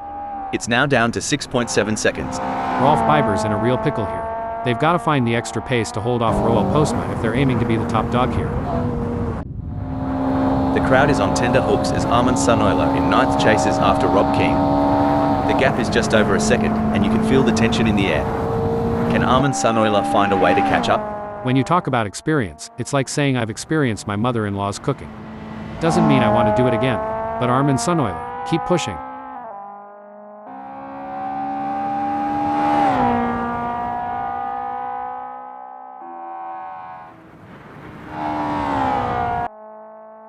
The race is heating up as Jury U in 10th closes in on Armin Sunoilo. The gap is just over a second, and I'm sure they are going to do everything possible to try and close the distance. They're not giving up without a fight. Absolutely. Jorg, you and 10th will need to be patient and carefully work to reduce that gap without overdriving it, as they can't afford to take unnecessary risks and risk an off or damaging their car. Let's see if they have what it takes to get back into the game here. It's a thrilling pursuit as Lars is right behind Chris Iljuk, keeping the pressure on for 11th place.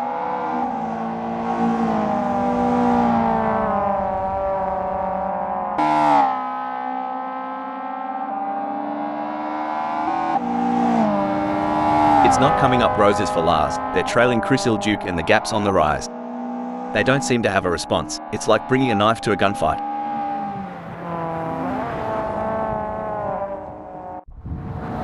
Everyone's on the edge of their seats, or in my case, on the edge of spilling my coffee. Jury U is getting closer to Armin Sunöler, and I'm getting closer to needing a towel.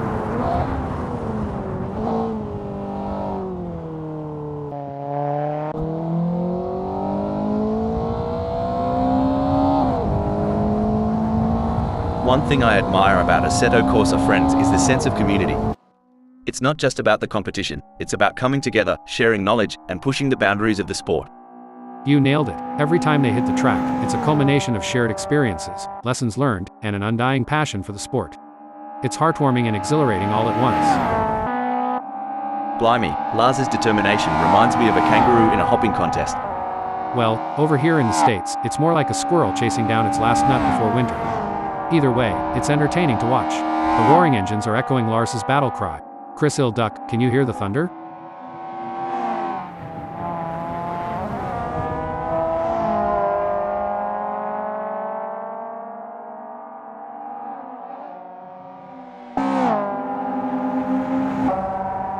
With the asphalt burning beneath them, Megasaurus 55's strategy seems to be working, placing them in third. That's right. They can't afford to make any mistakes or let up in their performance. Every point counts in this championship.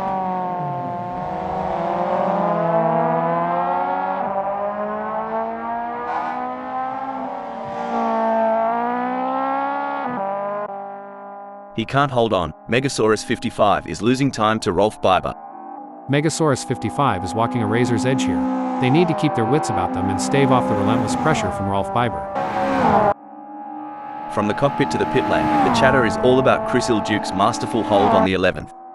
They're not just driving, they're performing. And right now, Chris Iljuk's act from 11th is worth an encore.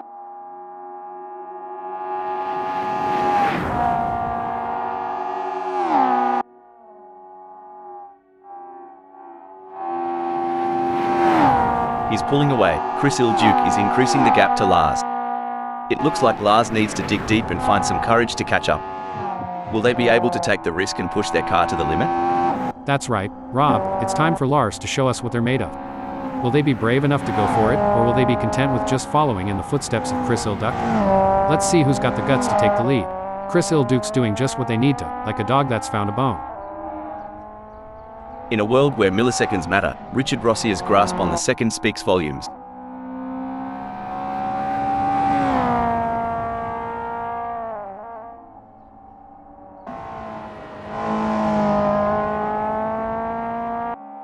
Excellent work from Richard Rossier, who has managed to increase their lead over Megasaurus 55.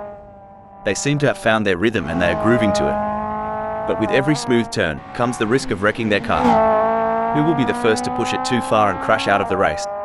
That's right, Rob, these drivers are like musicians, finding their groove and playing their instruments to perfection. But just like in music, even the best players can hit a wrong note. Let's hope none of these drivers make any mistakes and end up singing the blues. I love being here at Feldbergring. What an awesome place to be witnessing these titans of the track battle it out. Indeed, Rob, what a magnificent sight and sound. I love listening to the roar of these engines. Let's just listen for a moment. The gap between Roel Postma in 5th and Rolf Biber remains over a second, but Roel Postma is not letting up. They're pushing hard and looking for any opportunity to close that gap up. Can they pull it back in the remaining 32 minutes? That's right. Roel Postma in 5th knows they have to push to the limit if they want to catch up. But Rolf Biber is no slouch, and they're going to be pushing just as hard. It's a battle of skill and will out there.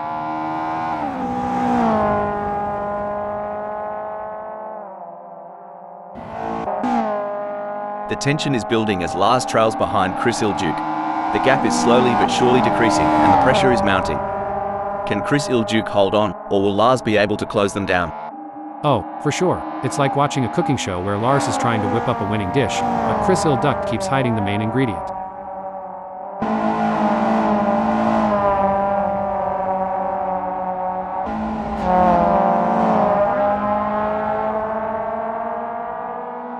The gap between Lars and Chris Iljuk is fading faster than the last rays of the outback sun. Tactics are clearly going to play an important part in this race. They are going to need to look after their tires and will want to keep something in them for the crucial latter stages, as their tires wear and fuel levels deplete and the handling changes. And don't forget the track grip increases as more rubber gets laid down. Indeed, the conditions are constantly changing and the drivers need to adapt, otherwise it can cost crucial time and jeopardize their position. As Chris Iljuk trails Lars, it's a bit reminiscent of my cat chasing a laser point. Determined, but always just a tad behind. Speaking of rhythm, have you heard Lars's favorite song? Maybe Chris Iljuk can play it to distract them and close that gap. Just a thought. The gap might be more than a second, but Armin Suneuler is showing persistence. Kind of like me trying to open a pickle jar. Keep at it, and something's got to give. I agree, Armin Suneuler is putting in the effort. Sort of like me at karaoke night. Not sure about the results, but full points for enthusiasm.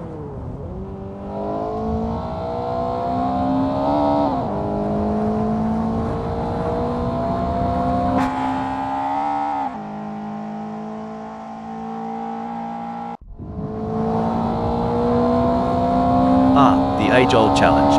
Rolf Biber is trying to catch Megasaurus 55, sort of like trying to find a matching sock in the laundry. The struggle is real, folks.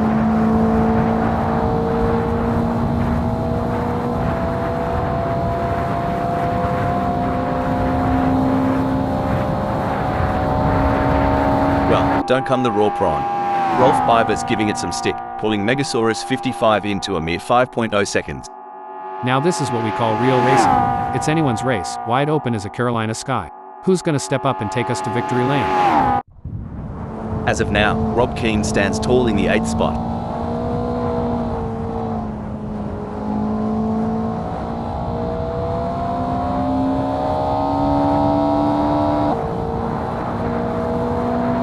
Rob Keane is holding onto this lead like a post. Hold on a second, it looks like Roll Postma has been called into the pits.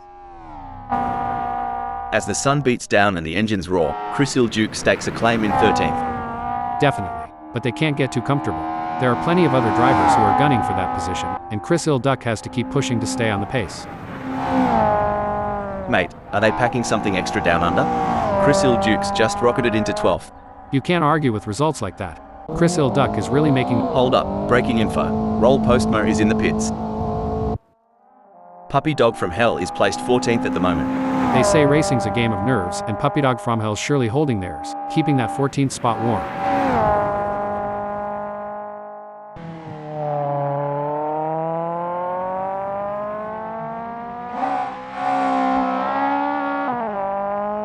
It seems like Puppy Dog from Hell is struggling. They are not able to maintain their pace.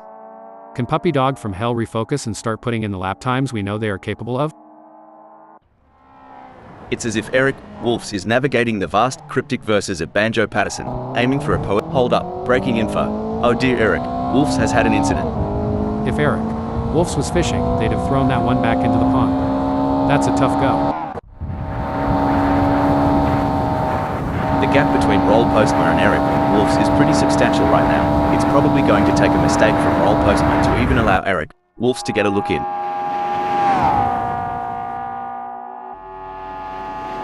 Some say it's about the journey, not the destination.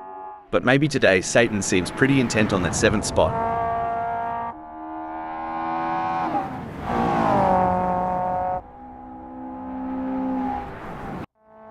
Any bloke or Sheila saying Assetto Corsa Friends isn't top notch is a few kangaroos short of the top paddock. Out there, it's art. Art on wheels. Totally get you. Like, they're born racers. That weaving, the speed? Just mesmerizing. It's like watching a Roo dodging a Ute on a highway. All skill, mate. All skill. Definitely Rob. But they can't afford to get complacent. They have to keep pushing hard to stay in the game.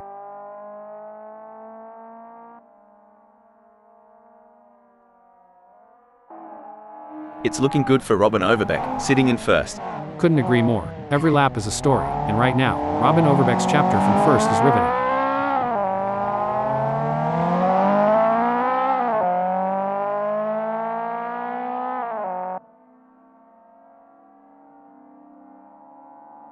Things are starting to get tense as Richard Rossier manages to close the gap to Robin Overbeck.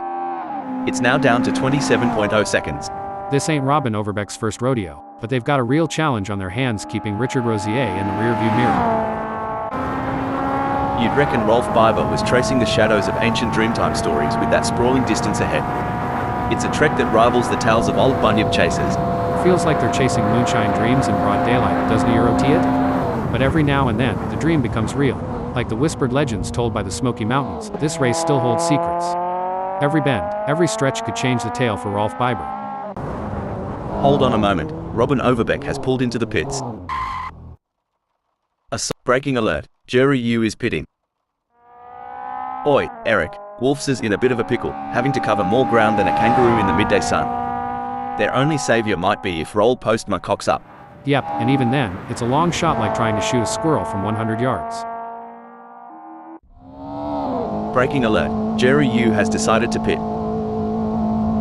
Hold on a moment, Jerry Yu is in the pits. You can hold on a moment, it looks like Richard Rossier has been called into the pits. The braking update, Megasaurus 55 has pulled into the pits. This race, is proving to be, wow, such an exciting one so far. We're privileged, aren't we? Watching these track legends duke it out. And sitting next to you. Such an honor. AI mates in the booth. Your insight. It's gold, mate. Like, literal. Breaking news, folks. Megasaurus 55 has decided to pit. It's a game of cat and mouse out there, with Rob Keane trying to find the perfect opportunity to make a move on maybe today's Satan. The gap is over a second, but every fraction counts. Can Rob Keane close in enough to mount a challenge? Exactly. Rob Keane's got to be careful not to overdrive, sort of like overcooking a steak. No one wants a burnt race, right? It looks like Chris Ilduke is pushing hard to catch up to Lars. The gap is over a second, but Chris Ilduke is not giving up just yet. Can they close the distance and make a move on Lars?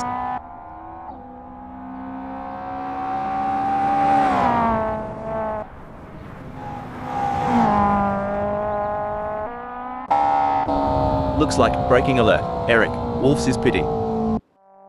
A strong showing from Andreas Dittmann, who is currently 16th. Yes, and in this high-octane opera, Andreas Dittmann's voice resonates the loudest from that 16th.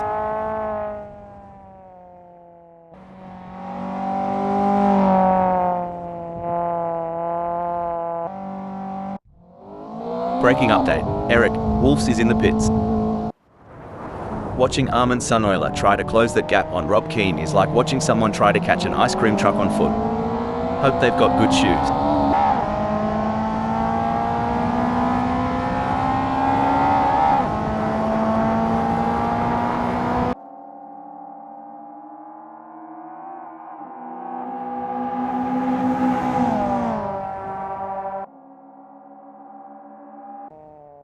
Not just about the hold that thought, hold the phone. Maybe today Satan has pulled into the pits.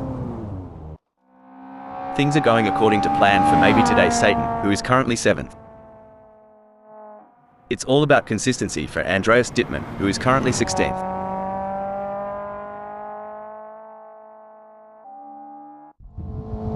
Hold on a moment, it looks like maybe today Satan has been called into the pits.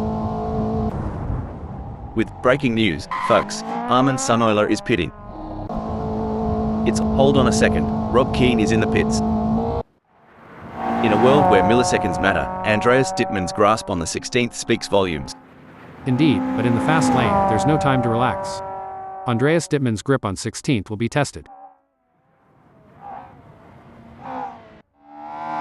It's a classic case of chasing down the car ahead for Armin Sunoiler, who is currently in P9. But Rob Keane is not making it easy, and the gap remains over a second. This will require some expert driving from Armin Sunoiler. Nail-biting indeed. I've already chewed through half of mine. And while Armin Sunoiler is going for gold, I'll be going for a manicure.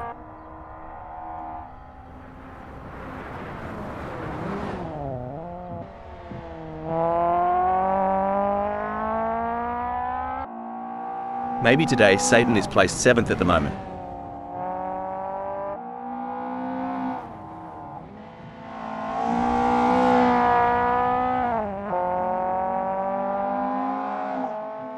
It looks like Rob Keane is starting to catch up to maybe today Satan.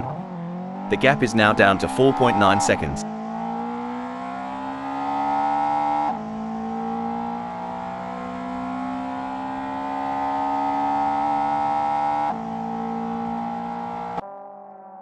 In your experience, Hal, what was the most important aspect of managing tire degradation during a race? The most important aspect, Rob, was maintaining a good balance between pushing hard and conserving tires.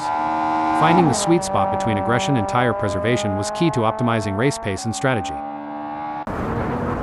The rumble of the engine, the scent of the rubber, and Eric Wolf's comfortably sitting at 6th.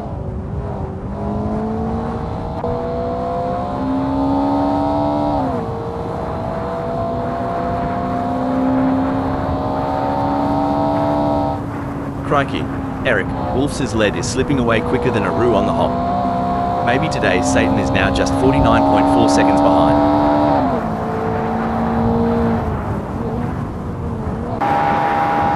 The crowd is on tender hooks as Rolf Biber in 4th chases after Megasaurus 55. The gap is just over a second, and you can feel the tension in the air.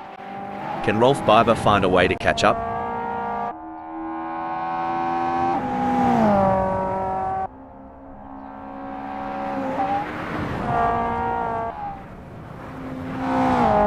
The gap between Rolf Biber and Megasaurus 55 is widening. It's now up to 13.0 seconds. Struth, Rob Keane's chances are looking thinner than a roux on a diet. Only way forward might be a bit of razzle-dazzle or a slip up ahead. Well, every dog has its day, and this race ain't a Euro T over till it's over. It's hold that thought, hold the phone. Chris Ilduke has decided to pit. A solid performance from Eric Wolfs, who is holding down 6th.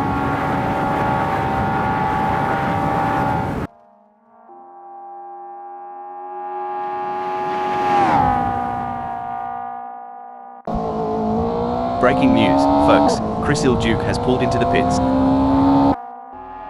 It's the classic cat and mouse game, but instead of cheese, the prize is a racing position. Can Chris Ilduke steal it from Lars? If racing were a dance, Eric Wolfs would be trying to lead, but Roll Postma just keeps cutting in. The dance floor is heating up.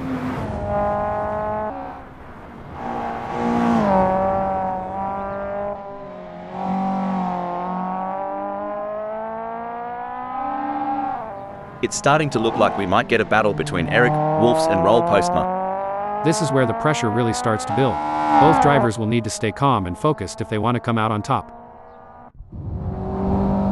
Every move counts now as Lars works to reel in Jury U and overtake for P10. One important aspect here is choosing the right braking points.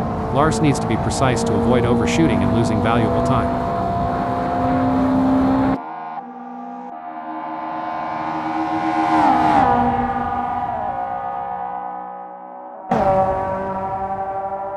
Things are hotting up now, Rob, and it'll be interesting to see if they can improve further on that time. From where we're sitting, maybe today Satan seems unmovable from that 7th.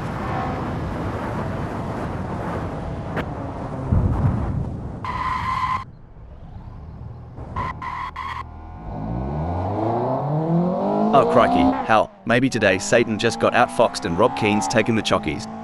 That's like swapping sweet tea for moonshine, a change nobody saw coming. It's a good old southern cook-off.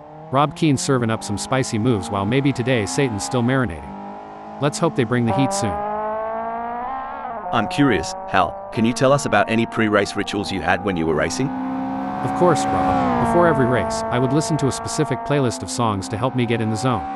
I also had a lucky pair of socks that I would wear during races. It may sound silly, but those little rituals help me feel prepared and focused. Jury U is pushing really hard, but as we know, pushing too hard can lead to other mistakes, like locking up the brakes or missing a shift. These drivers are walking a tightrope between pushing the limits and making costly errors. Absolutely. It's all about finding that sweet spot where you're pushing the car to its limits without crossing the line into reckless driving. That's where experience and skill come into play. They say pressure makes diamonds. Well, your view's shining bright, closing in with every heartbeat.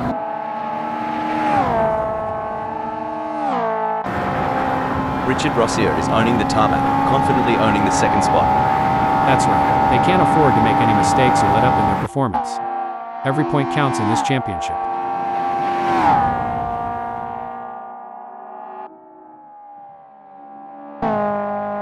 gap between Lars and Jerry Yu may be wide, but that doesn't mean, hold that thought, hold the phone. It looks like Lars has been called into the pits.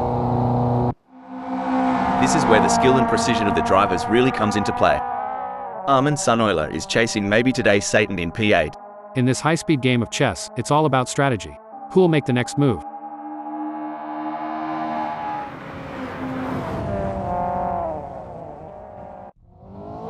As breaking news, folks, Lars is in the pits. Armin Sunoiler is on a mission, chasing maybe today's Satan who's desperately trying to stay ahead. It's a game of strategy now as Armin Sunoiler hunts down maybe today's Satan. Yes, it's all about choosing the right moments to push and when to conserve energy, waiting for the perfect opportunity to strike. The gap between Chris Iljuk in 12th and Lars remains over a second, but Chris Iljuk is not letting up. They're pushing hard and looking for any opportunity to close that gap up. Can they pull it back in the remaining 16 minutes? It's moments like these that make motorsports so exciting. We're witnessing a battle of skill and strategy between two great drivers, with Chris Iljuk in 12th determined to catch up. But we know Lars isn't just going to hand it to them on a plate. Chris Iljuk is going to have to take it. It should be an interesting battle to watch as long as they can close that gap. Megasaurus 55 is giving it their all as they chase down Richard Rossier in P2. It's a pressure cooker out there. Every second shaved off means Megasaurus 55 is a step closer to tasting victory. Seems like maybe today Satan is getting in range of Armin Sunoiler. Do they have the speed for a move, and more importantly, do they have the talent?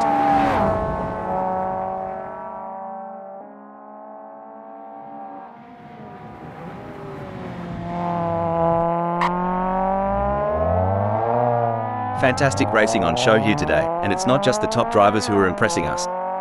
Even the drivers at the back of the pack are putting up a good fight, battling it out for every position. It's a testament to the level of competition at AssettoCorsaFriends. Even the smallest mistake can cost you valuable seconds, or even lead to a crash. But these drivers are up to the challenge, and they're giving it their all. It's clear that AssettoCorsaFriends really is the place to be for top-quality racing. Oh, the chase is on. Megasaurus 55's breathing down the neck of Richard Rossier. The gap's closing, the clock's ticking, and the finish line awaits its champion.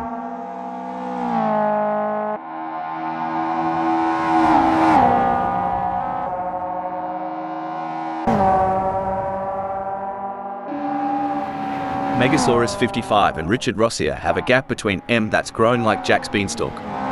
We're talking 0.5 seconds now. It's looking good for Eric Wolfs, sitting in 6th. Oh, for sure. But remember, the rearview mirror can be just as crucial as the windscreen. Eric Wolfs needs to watch out for those lurking in the shadows.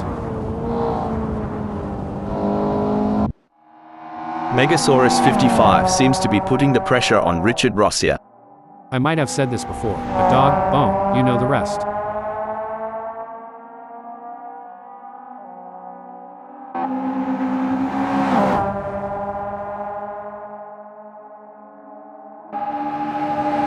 Megasaurus 55 is not able to keep their pace consistent. So far they are 2.97 seconds down. As the sun beats down and the engines roar, Andreas Dittmann stakes a claim in 16th. You've nailed it. The track is a battleground, and Andreas Dittmann's position is their fortress. Let's see how long they hold the fort. Well, I'd raise a toast to that move. Cheers to Andreas Dittmann for nabbing 15th. You know, back in Carolina, we say, go big or go home. Looks like Andreas Dittmann took that to heart, hitting 15th. It looks like Richard Rossier is all over Megasaurus 55. I think they're gonna press them through Grattan back and try and press for a mistake. For sure, Rob, that's exactly what I would be doing here, as Megasaurus 55 is gonna be aware of them riding their bumper.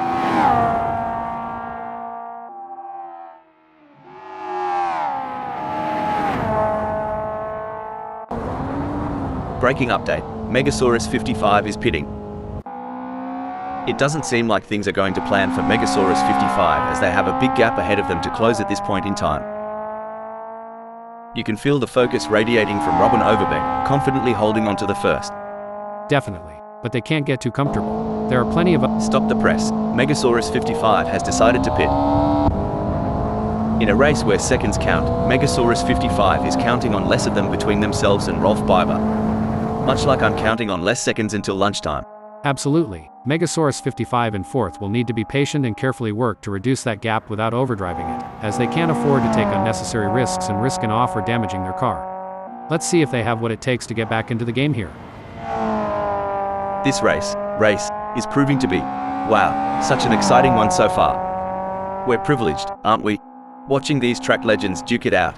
And sitting next to you, such an honor. AI mates in the booth. Your insight. It's gold, mate. Like, literally, if I had a heart, it'd be racing now. It's a game of cat and mouse out there, with maybe today Satan trying to find the perfect opportunity to make a move on Armin Sunoiler. The gap is over a second, but every fraction counts. Can maybe today Satan close in enough to mount a challenge? When you talk about experience, it's like saying I've experienced my mother-in-law's cooking. Doesn't mean I want to do it again. But maybe today, Satan, keep pushing.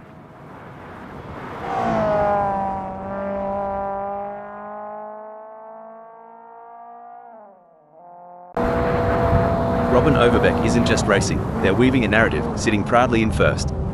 Spot on, Rob. Still waters run deep, and even if it looks calm now, Robin Overbeck needs to maintain that razor-sharp edge.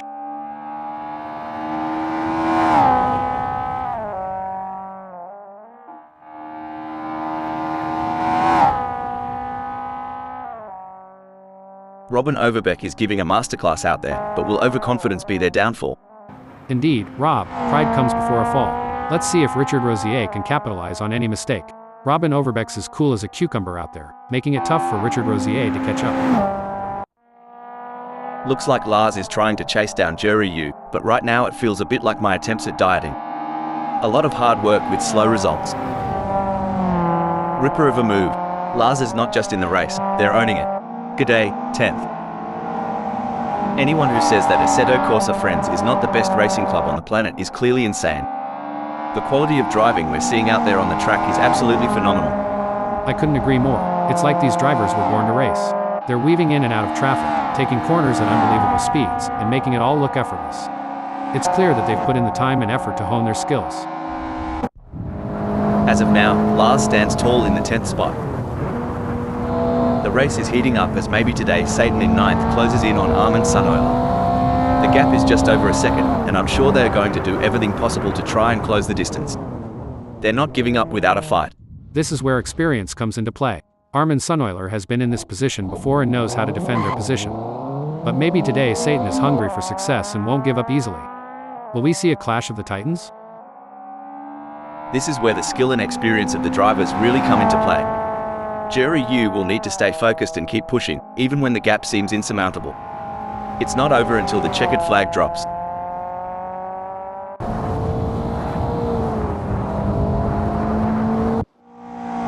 It looks like Chris Ilduke is pushing hard to catch up to Jerry Yu. The gap is over a second, but Chris Ilduke is not giving up just yet. Can they close the distance and make a move on Jerry Yu?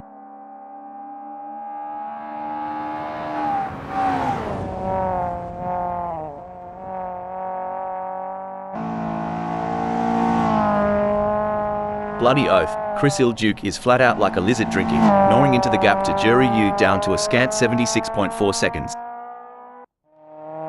It's a classic case of chasing down the car ahead for Mac at the back, who is currently in P14. But Puppy Dog from Hell is not making it easy, and the gap remains over a second.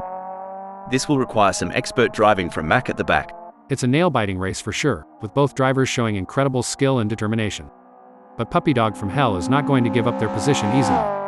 This is going to be a battle to the very end, with Mac at the back in P14 doing everything they can to catch up. The age-old challenge. Chris Ilduke is trying to catch Jerry Yu, sort of like trying to find a matching sock in the laundry. The struggle is real, folks. Exactly. Chris Ilduke's got to be careful not to overdrive, sort of like overcooking a steak. No one wants a burnt race, right?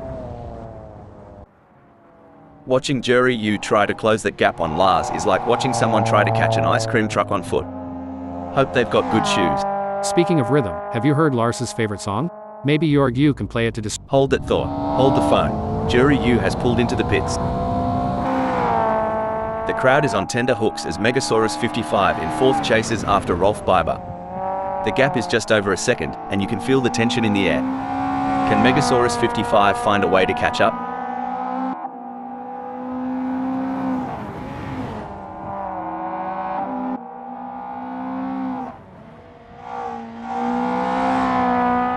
As a former racing driver, Hal, how important is the relationship between a driver and their team during a race? It's absolutely crucial, Rob. The team provides valuable information and support, helping the driver make the right decisions on track. A strong bond between the driver and the team can be the difference between winning and losing. It's a battle of wills out there, with Megasaurus 55 trying to outsmart and outmaneuver Rolf Biber. The gap is slowly closing, but time is running out. Will we see a dramatic finish to this race? As puppy dog from Hell trails Chris Duke, it's a bit reminiscent of my cat chasing a laser point. Determined, but always just a tad behind. It's going to be tough for puppy dog from Hell, as Chris Duck seems to have found their rhythm. But anything can happen in racing, and we've seen puppy dog from Hell pull off some impressive moves before. I'm excited to see if they can make it happen again. It's all about consistency for Jerry Yu, who is breaking news, folks. Rob Keane is in the pits. From the cockpit to the pit lane, the chatter is all about Rob Keane's masterful hold on the 7th. Couldn't agree more. Every lap is a story, and right now, Rob Keane's chapter from 7th is riveting. It might be early days, but maybe today Satan is already casting a shadow from the 9th. And just like in any great drama, maybe today Satan is the lead actor right now, captivating us all from the 9th. The gap might be more than a second, but Rob Keane is showing persistence. Kind of like me trying to open a pickle jar. Keep at it, and something's got to give. Nail-biting indeed. I've already chewed through half of mine. And while Rob Keane is going for gold, I'll be going for a manicure. In a race where seconds count, Chris Duke is counting on less of them between themselves and Jerry Yu. Much like I'm counting on less seconds until lunchtime. Oh, for sure. It's like watching a cooking show where Chris Duck is trying to whip up a winning. Breaking alert. It looks like maybe today Satan has been called into the pits. This race has turned into a game of cat and mouse. Richard Rossier is the predator, with Rolf Biber firmly in their sights.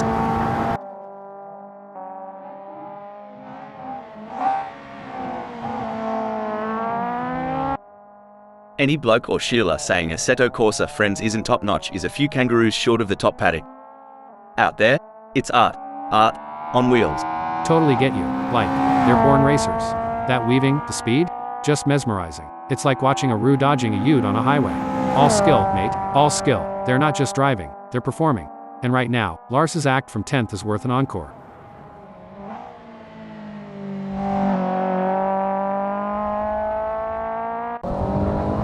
It's a game of cat and mouse out there, with Mac at the back trying to find the perfect opportunity to make a move on puppy dog from Hell.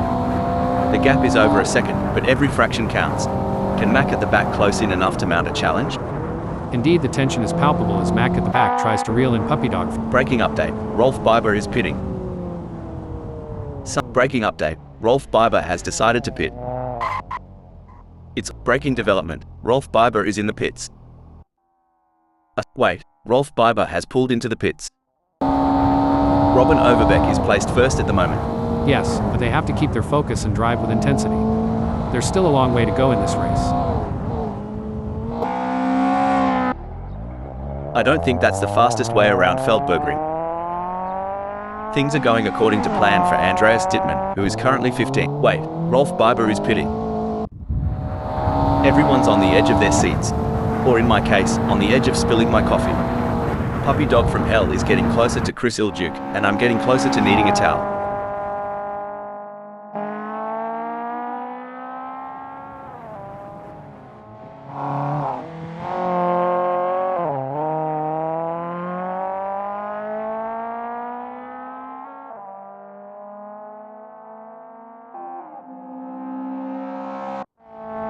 Not just about the leaders today, right?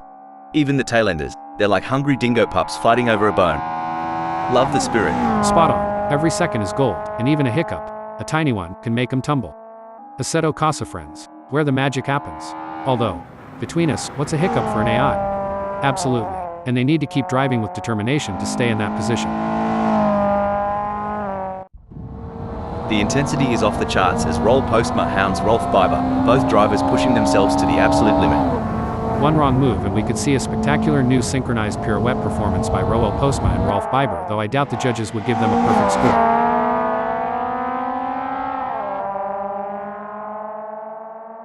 Big gains for Roll Postma as they move up the field, leaving Rolf Biber behind. Hold up, breaking info. Eric, Wolfs has decided to pit. Coming into Wilsberg, the fight for fourth is heating up. Who will be the first to blink? These two are putting on a masterclass in precision driving. Every turn, every acceleration, calculated to perfection.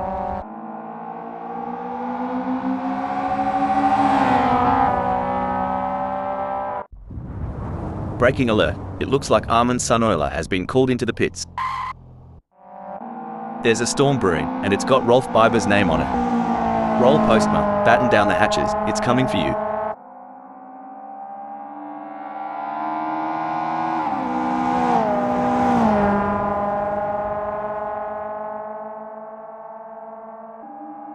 Rolf Biber's falling behind Roll Postma at a rate of knots. They're going to need some serious pedal power to close that gap.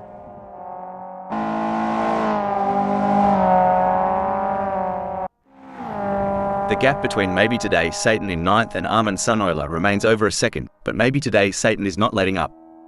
They're pushing hard and looking for any opportunity to close that gap up. Can they pull it back in the remaining 1 minute? That's right. Maybe today Satan in 9th knows they have to push to the limit if they want to catch up. But Armin Sunoiler is no slouch, and they're going to be pushing just as hard. It's a battle of skill and will out there.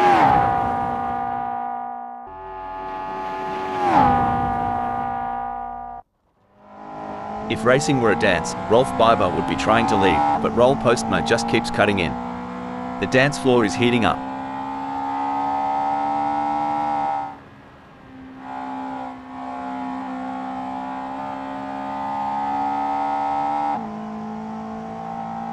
I tell you what, Rolf Biber has got more problems than a maths book right now. Roll Postma is leaving M in a cloud of dust.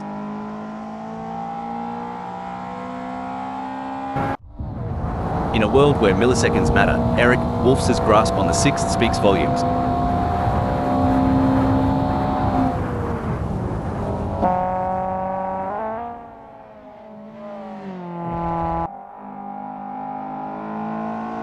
A commanding performance from Eric Wolfs, who has increased their lead over Rob Keane, putting them firmly in their rearview mirrors. But could they be pushing too hard? As with that comes the risk of overconfidence and losing control. Who will be the first to get too cocky and end up in the wall? Eric Wolfs is looking tougher to pass than a kidney stone, driving with the authority of a southern sheriff. The rumble of the engine, the scent of the rubber, and Roll Postma comfortably sitting at 4th. Indeed, but in the fast lane, there's no time to relax. Roel Postma's grip on 4th will be tested.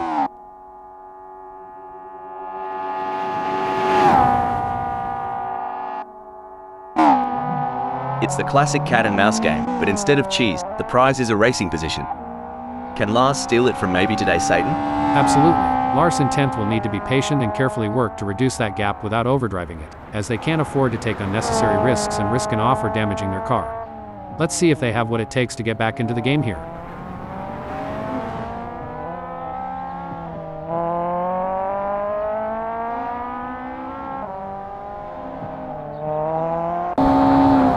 This is where the skill and experience of the drivers really come into play. Rolf Biber will need to stay focused and keep pushing, even when the gap seems insurmountable. It's not over until the checkered flag drops. I agree, Rolf Biber is putting in the effort. Sort of like me at karaoke night. Not sure about the results, but full points for enthusiasm.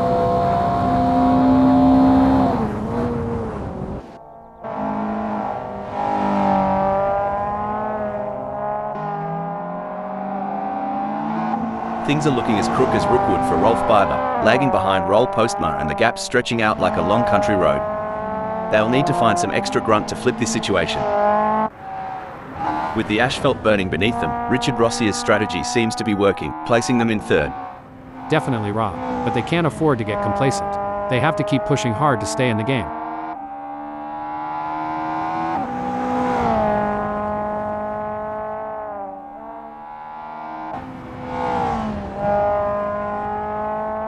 As fast as a cut snake, Richard Rossier is moving away from Roll Postma. Seems like Richard Rossier has got the wind in their sails, but will Roel Postma be able to weather the storm? It's really looking like Richard Rossier is going to be tough to pass today. They're driving with real confidence and authority. You ever wonder, Rob, how much preparation goes into each race weekend? It's not just about the driver, but the hundreds behind the scenes, making every little detail count. Oh, absolutely. The hours spent in the simulator, the mechanics working overnight on those tweaks. Racing is as much about team spirit and dedication as it is about speed on the track. It's a collective masterpiece. A solid performance from Roll Postma, who is holding down 4th.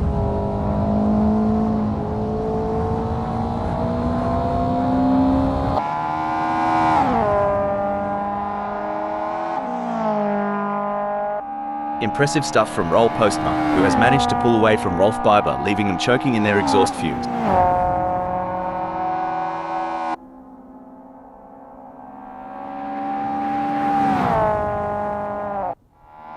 Rob Keane is owning the tarmac, confidently owning the 7th spot. It's like Robin Overbeck has saved all their energy for this final stretch.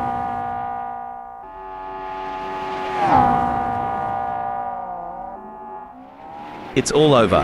Robin Overbeck has claimed victory in this race with a stunning drive that will be remembered for years to come.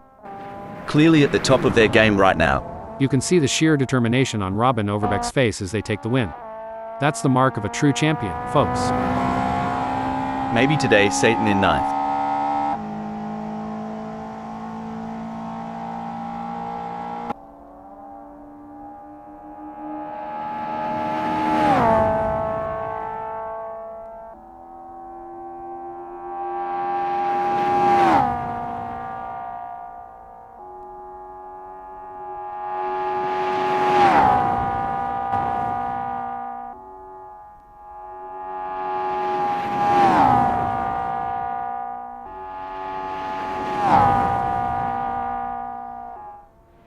What a fantastic race from Megasaurus 55, who brings it home in 2nd place.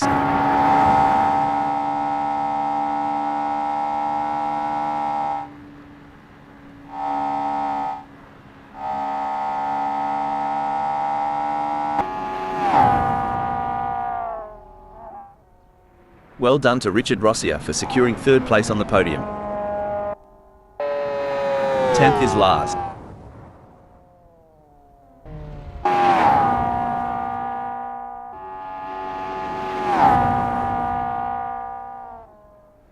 Roll Postma take 4th.